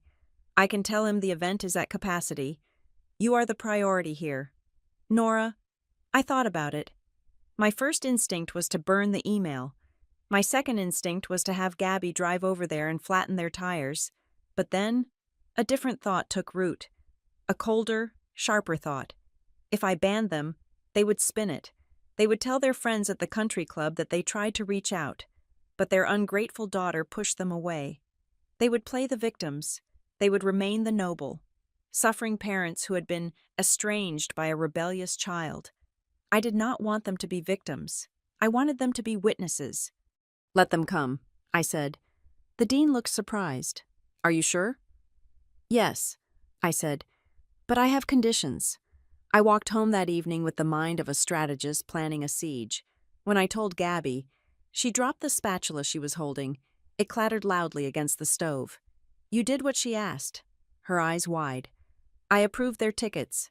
I said, setting my bag down, they will be in the front row. Nora, have you lost your mind? Gabby asked, wiping her hands on a dish towel aggressively. These people are toxic. They do not deserve to breathe the same air as you. They are coming to take credit, you know that, right? They want to stand next to you in the photos so they can brag to their investment banker friends. I know, I said calmly. Then why? Gabby demanded.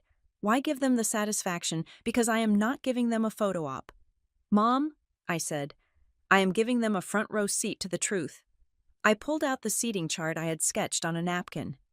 They think they are coming to see Nora Whitfield, the prodigal daughter who finally made good. They think they are going to smile, clap, and maybe hand me a check afterward to smooth things over. They think they can buy their way back into the narrative because the investment finally matured. I looked at Gabby. I want them to see exactly what they threw away, and I want them to see exactly who picked it up. Gabby looked at me for a long minute. She saw the steel in my spine. She saw the lawyer I had become.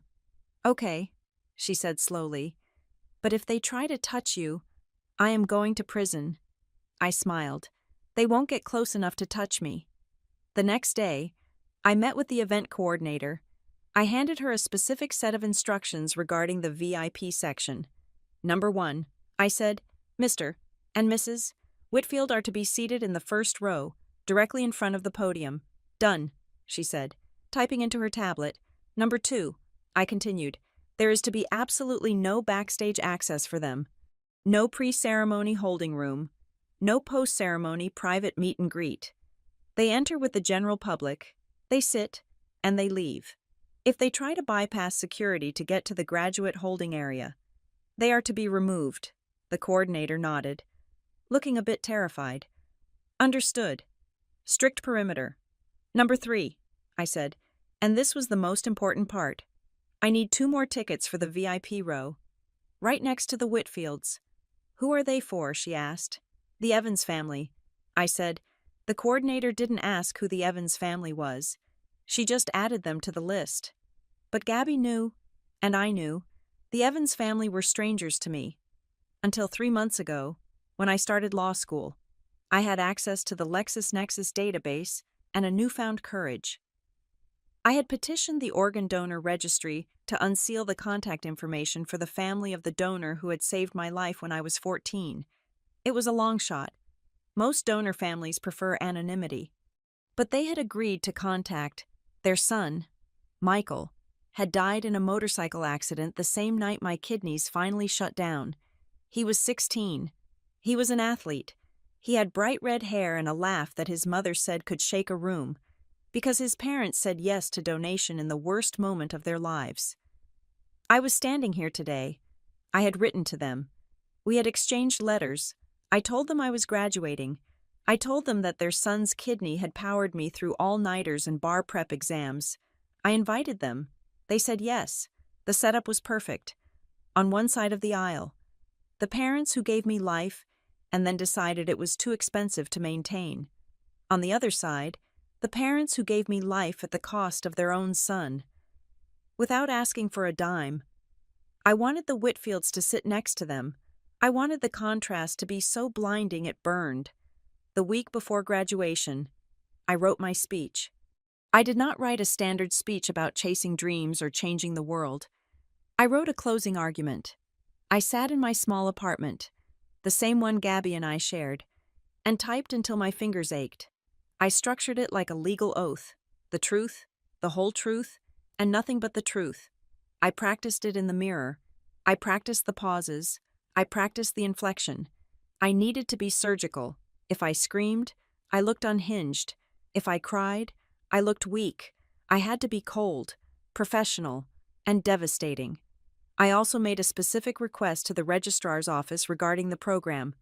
Please ensure the name is printed correctly. I told the clerk, and please ensure the announcer reads exactly what is on the card.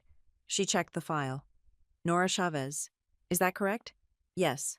I said, and the Whitfields have no idea, she asked. Lowering her voice, I smiled. No, they do not. The morning of graduation arrived with a sky so blue it looked painted. The air was crisp. I put on my gown. I adjusted the velvet hood of the Juris Doctor. I looked at myself in the mirror. I didn't look like the scared girl in the hospital gown anymore. I looked like a force of nature. Gabby came in. She was wearing a new dress, a deep royal blue that made her look majestic. She had tears in her eyes, but she didn't let them fall. You are ready, she said. We drove to the university. The campus was swarming with families. Balloons, flowers, cameras. It was a festival of pride. I went to the staging area backstage. I peeked through the curtain. Just like I had planned. I found them immediately. The Whitfields had arrived early. Of course they had. They wanted to be seen. My birth father, Richard, was wearing a charcoal suit that probably cost $4,000. He was shaking hands with the man next to him, the dean of the medical school, laughing that practiced. Boardroom laugh. He looked comfortable. He looked like he owned the place. My birth mother, Helen, was wearing a cream Chanel suit. She looked impeccable. She was holding a bouquet of roses that was comically large. She was scanning the program, running her finger down the list of names. I watched her pause. She frowned. She flipped the page. She flipped back. She was looking for Nora Whitfield. She wouldn't find it. The program was alphabetical. Chavez was on page 3. Whitfield would have been on page 10. She leaned over to Richard and whispered something. He shrugged, looking dismissive. He probably told her it was a typo, or that I was listed under a different distinction. Their arrogance wouldn't allow them to consider that the name was gone. Then, I saw the Evans family arrive. Mr. and Mrs. Evans looked different. They were not wearing designer clothes. Mr. Evans wore a slightly ill-fitting brown suit, and Mrs. Evans wore a simple Sunday dress. They looked nervous. They walked to the VIP row, checking their tickets. They stopped at the seats right next to the Whitfields. Richard looked at them with a subtle sneer. He pulled his legs in, creating a physical barrier, as if poverty might be contagious. He didn't nod. He didn't say hello. He just turned his shoulder, excluding them from his space. I watched Mr. Evans sit down.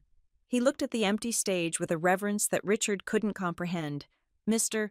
Evans wasn't there to network. He was there to see if his son's sacrifice had meant something. The visual was perfect. The parasitic parents next to the donor parents. The takers next to the givers. Gabby took her seat on the other side of the Evans family. She introduced herself. I saw her shake their hands. I saw Mrs. Evans wipe a tear away. I saw Gabby touch her arm gently.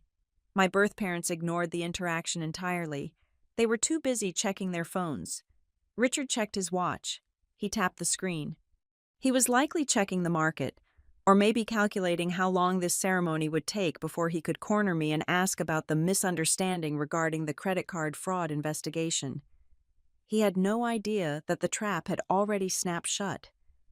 I stepped back from the curtain. My heart was beating a slow, steady rhythm. Thump, thump, thump. It was a strong heartbeat. It was a borrowed heartbeat, gifted by a boy named Michael and sustained by a woman named Gabby. It did not belong to the Whitfields. Not a single pulse of it belonged to them. They were sitting out there, waiting for their return on investment. They wanted a happy ending.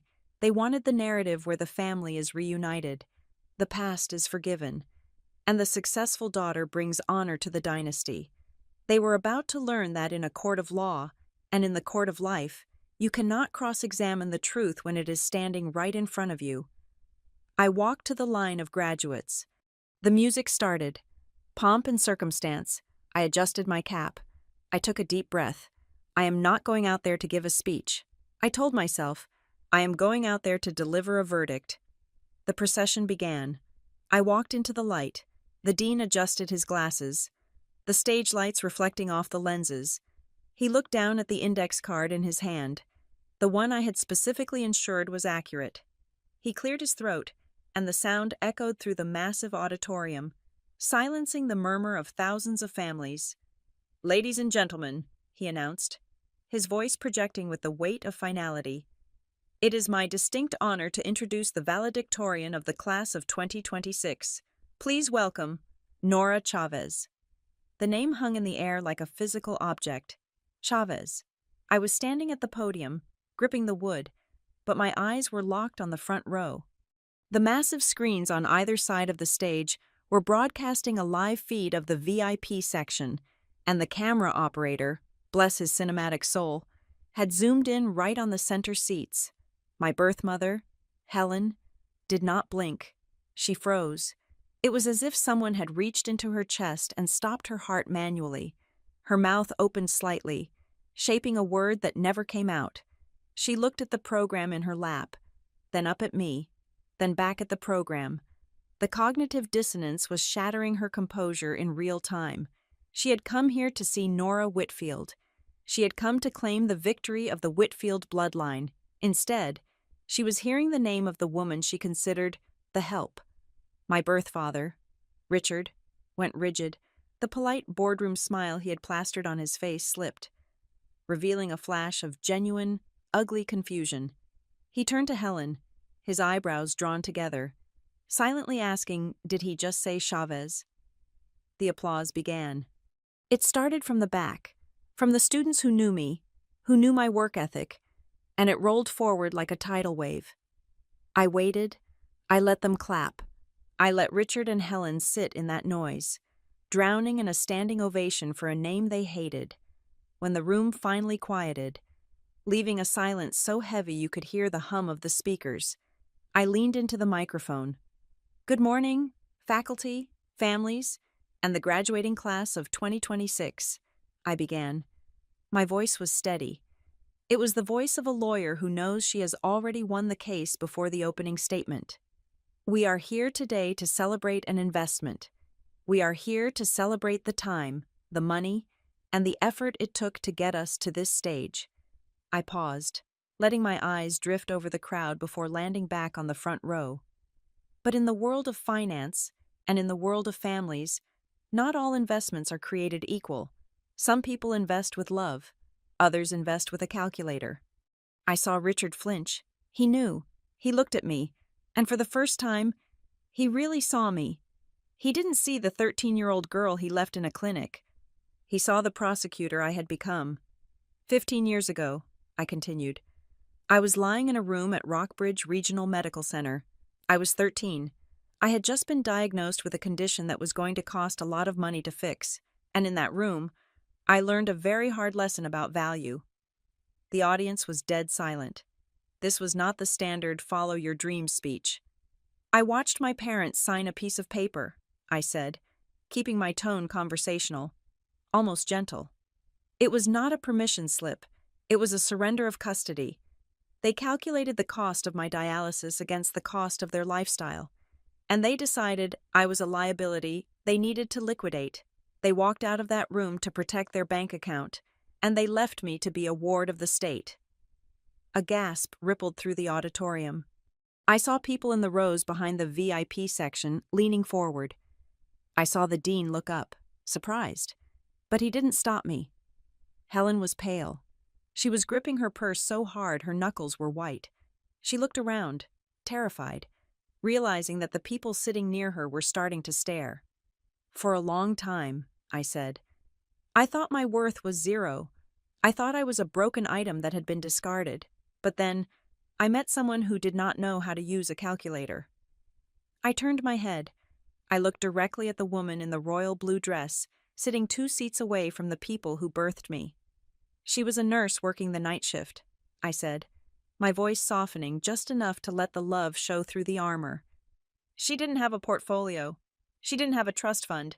She had a 2-bedroom apartment and a heart the size of Colorado. Gabby was crying. She wasn't hiding it. She had her hand over her mouth, looking up at me with a pride that outshone every spotlight in the room. She took me home when the state had nowhere else to put me, I told the crowd.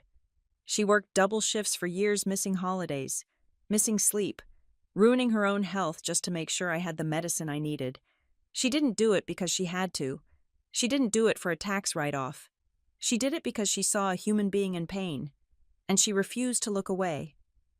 I pointed at the dry erase board in my mind, the one that had saved me. She taught me that family is not a noun. It is a verb. It is the act of showing up. It is the act of staying when things get hard. She taught me that you are allowed to dream big, even when the world tells you you are small. I took a deep breath. This was the moment.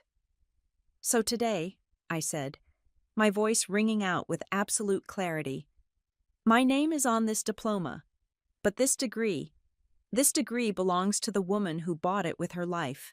It belongs to my mother, Gabriela Santos. The room exploded. It wasn't just polite applause, it was a roar. Students stood up, parents stood up. The Evans family, sitting right there in the front row, stood up and cheered, hugging Gabby. But Richard and Helen remained seated. They were statues in a sea of motion. They couldn't stand up. If they stood up, they would be applauding the woman who did the job they were too selfish to do. They sat there, small and pathetic in their expensive clothes, trapped in the crosshairs of their own choices. I waited for the noise to die down. I wasn't done. However, I said, cutting through the lingering applause, there is a second lesson I learned on my way here, a lesson about accountability. The room went quiet again. The shift in my tone signaled that the tribute was over. The trial was resuming. There are 2 people sitting in the front row today who traveled a long way to be here, I said. I looked directly at Richard and Helen. The camera followed my gaze. Their faces filled the giant screens. They looked like deer in headlights. Richard made a move as if to stand up and leave, but he realized instantly that walking out now, with a camera on his face, would be an admission of guilt. He was pinned. They are my biological parents, I said. And for a long time, I wondered why they came back today. Did they come to apologize? Did they come to see the daughter they left behind?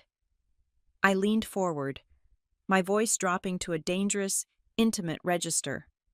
But then I remembered something my law professors taught me. Follow the paper trail.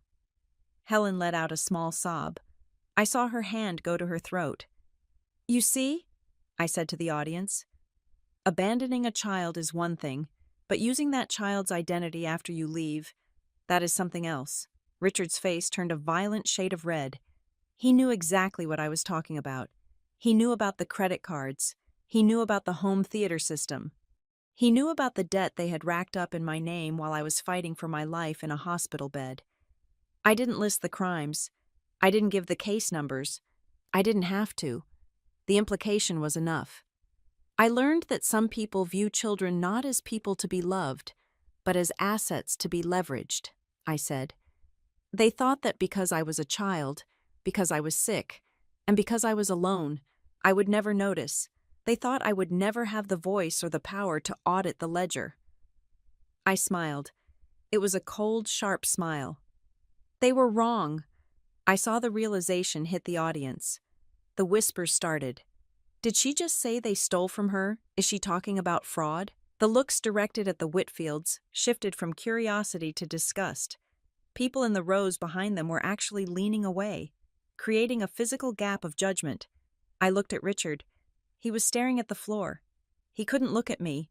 He couldn't look at the dean. He was a man who had spent his life building a reputation, and I had just dismantled it in 3 minutes.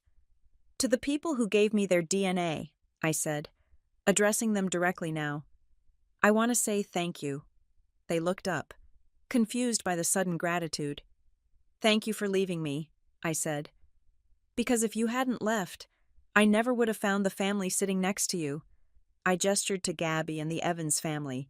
And thank you for teaching me that a title does not make a family. You can call yourself a father, you can call yourself a mother, but in the end, you are just the people who signed the receipt. I stepped back from the podium.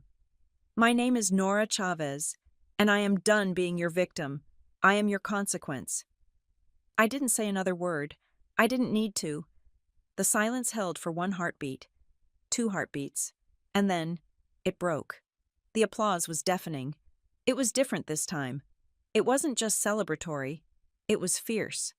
It was the sound of thousands of people rallying behind the truth. I walked over to the dean. He shook my hand, and I saw a look of absolute respect in his eyes. He handed me my diploma. I walked across the stage, holding the leather-bound folder high, on the big screen. The camera lingered on the front row one last time. Gabby was weeping, holding on to Mrs. Evans, but Richard and Helen were scrambling.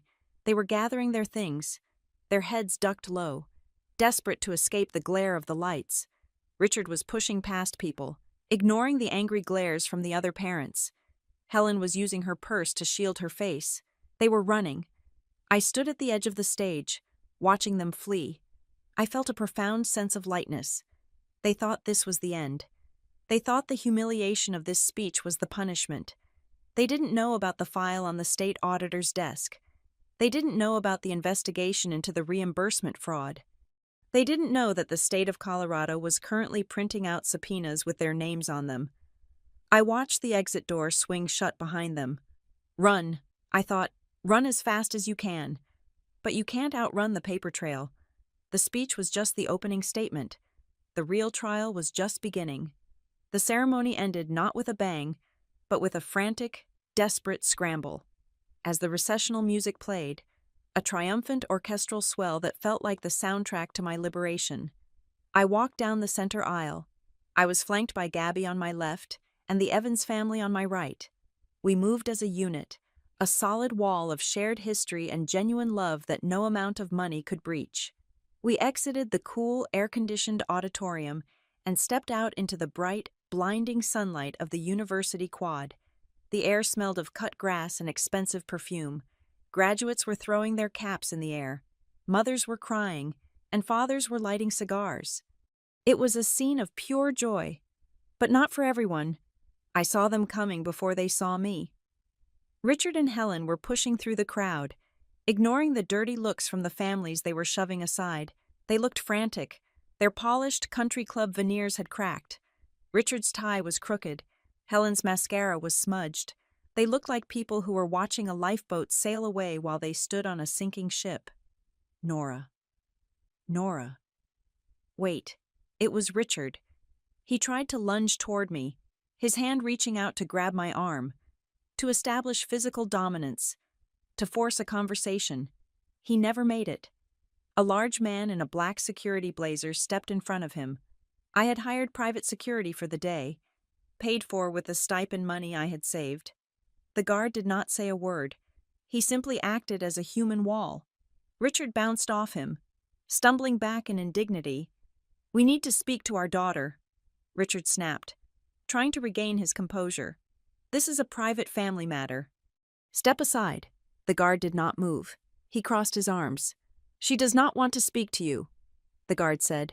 His voice was flat and bored. "Nora, please," Helen cried out from behind Richard. She sounded hysterical. "We just want to explain. You misunderstood everything. That speech, it was cruel. We did everything for you." I stopped. I turned slowly to face them. I stood 10 feet away, safe behind my wall of security and my wall of chosen family. "You did nothing for me," I said calmly. "You did everything for yourselves." Before they could respond, a young woman with perfectly highlighted blonde hair and a designer handbag stepped out from behind them. It was Kendall, my sister. I had not seen her since she was 14. She looked exactly like her Instagram photos, beautiful, polished, and completely empty. She looked at me, looking me up and down, assessing my gown, my shoes, and the expensive paper I was holding. She didn't look guilty. She looked annoyed. Jesus. Nora. Kendall sighed, rolling her eyes. You really had to make a scene. My phone is blowing up. People are asking if we are criminals. Hello? Kendall. I said. She crossed her arms. Look, Mom and Dad are freaking out. She said, just tell them you were being dramatic. Fix it. I mean, you are obviously doing fine. You are the valedictorian. You are going to be a big-shot lawyer. She stepped closer, her voice dropping to a conspiratorial whisper. So, are you rich now? Like, did you sign with a big firm? Because seriously, this family needs a win right now. I stared at her. There was no, I missed you. There was no, I am sorry you almost died. There was just a calculation. She was her parents' daughter. Through and through. I am not rich. Kendall. I said, but I am solvent, which is more than I can say for you. Richard stepped forward again, his face red. Enough of this, he barked. Nora, we are going to go to lunch. We are going to sit down, and we are going to discuss how to repair this damage. You have humiliated us. You owe us a retraction. I owe you, I asked. I let out a short, dry laugh. That is funny, because according to the state of Colorado, the debt flows the other direction. I nodded to a man standing quietly to the side of the security guard. He was wearing a cheap suit and holding a thick manila envelope. He was a process server. I had arranged for him to be here. Mr. Richard Whitfield, Mrs. Helen Whitfield, the man asked. Richard looked at him, confused. Yes, you are served, the man said. He thrust the heavy envelope into Richard's chest. Richard instinctively grabbed it. What is this? Helen asked, her voice trembling. Open it, I said. Richard tore open the envelope. He pulled out the stack of documents. The top page was stamped with the seal of the Colorado Department of Human Services, Recovery Division. I watched his eyes scan the page. I watched the moment the numbers hit him. It is a demand for reimbursement, I explained, my voice carrying over the chatter of the crowd. For 3 years of dialysis, for a kidney transplant, for immunosuppressant drugs, for hospital stays. Richard's hands started to shake. The paper rattled. This is over $500,000, he whispered, plus interest. I added, and penalties, and legal fees. The state does not like it when people with offshore accounts pretend to be indigent to offload their medical bills onto the taxpayers. Helen grabbed the papers from him. She stared at them, her eyes bulging. And behind that, I continued, you will find the notification from the district attorney's office regarding the identity theft investigation, the credit cards, the personal loans, the utility bills. I stepped closer. Just an inch. You stole my name when I was 13. I said, I took it back. And now, I am giving you the bill. Helen looked up at me. She looked terrified. You can't do this, she shrieked. It will ruin us. Richard's reputation. The firm. We will lose the house. You should have thought of that before you bought a home theater system with your daughter's credit rating, Gabby said. Her voice was sharp as a knife. Richard looked up, sweat beading on his forehead. He looked at me with pure hatred. If you had just kept your mouth shut, we would have been fine. He hissed. If you had just stayed away, we could have handled this. You ungrateful little brat. We gave you life. He took a step forward, his hand raised as if to point a finger in my face, or maybe strike me, but before he could move, Mr. Evans stepped in. Mr. Evans was a quiet man. He was a carpenter. He had hands like catcher's mitts. He stepped between Richard and me, not aggressively, but with the immovable weight of a father protecting his child. Don't you dare come near her, Mr. Evans said. His voice was low and rumbling. You gave her DNA. That is biology. You didn't give her a life. My son did. Mrs. Evans stepped up beside me. She didn't look at Helen. She looked at me. She wrapped her arms around me, pulling me into a hug that smelled of lavender and safety. We are so proud of you. Nora, Mrs. Evans whispered. Michael would be so proud of you. I hugged her back, burying my face in her shoulder. Helen watched this. She stood there, clutching the lawsuit that was about to destroy her financial life, and watched a stranger hug the daughter she had thrown away. She watched Mrs. Evans do the job she had resigned from, and in that moment, Helen broke. She didn't cry for the money. She didn't cry for the reputation. For the first time in 15 years, she looked at me and saw the hole in her own life. She saw that she had been replaced. She saw that she was irrelevant. She started to sob. It was a jagged, ugly sound. Why Helen wailed. "Why are you doing this to us, Kendall?" Who had been reading the lawsuit over her father's shoulder, finally spoke up. Her voice was quiet, stripped of its bratty veneer. "Because we are broke, Mom," Kendall said. Richard spun around. "Shut up. Kendall." "No," Kendall said, looking at me. "That is why we came. Nora, the trust fund, the one they said was for me. It is gone. Dad leveraged it 3 years ago to cover bad trades. The house is mortgaged to the hilt." She looked at her parents with disgust.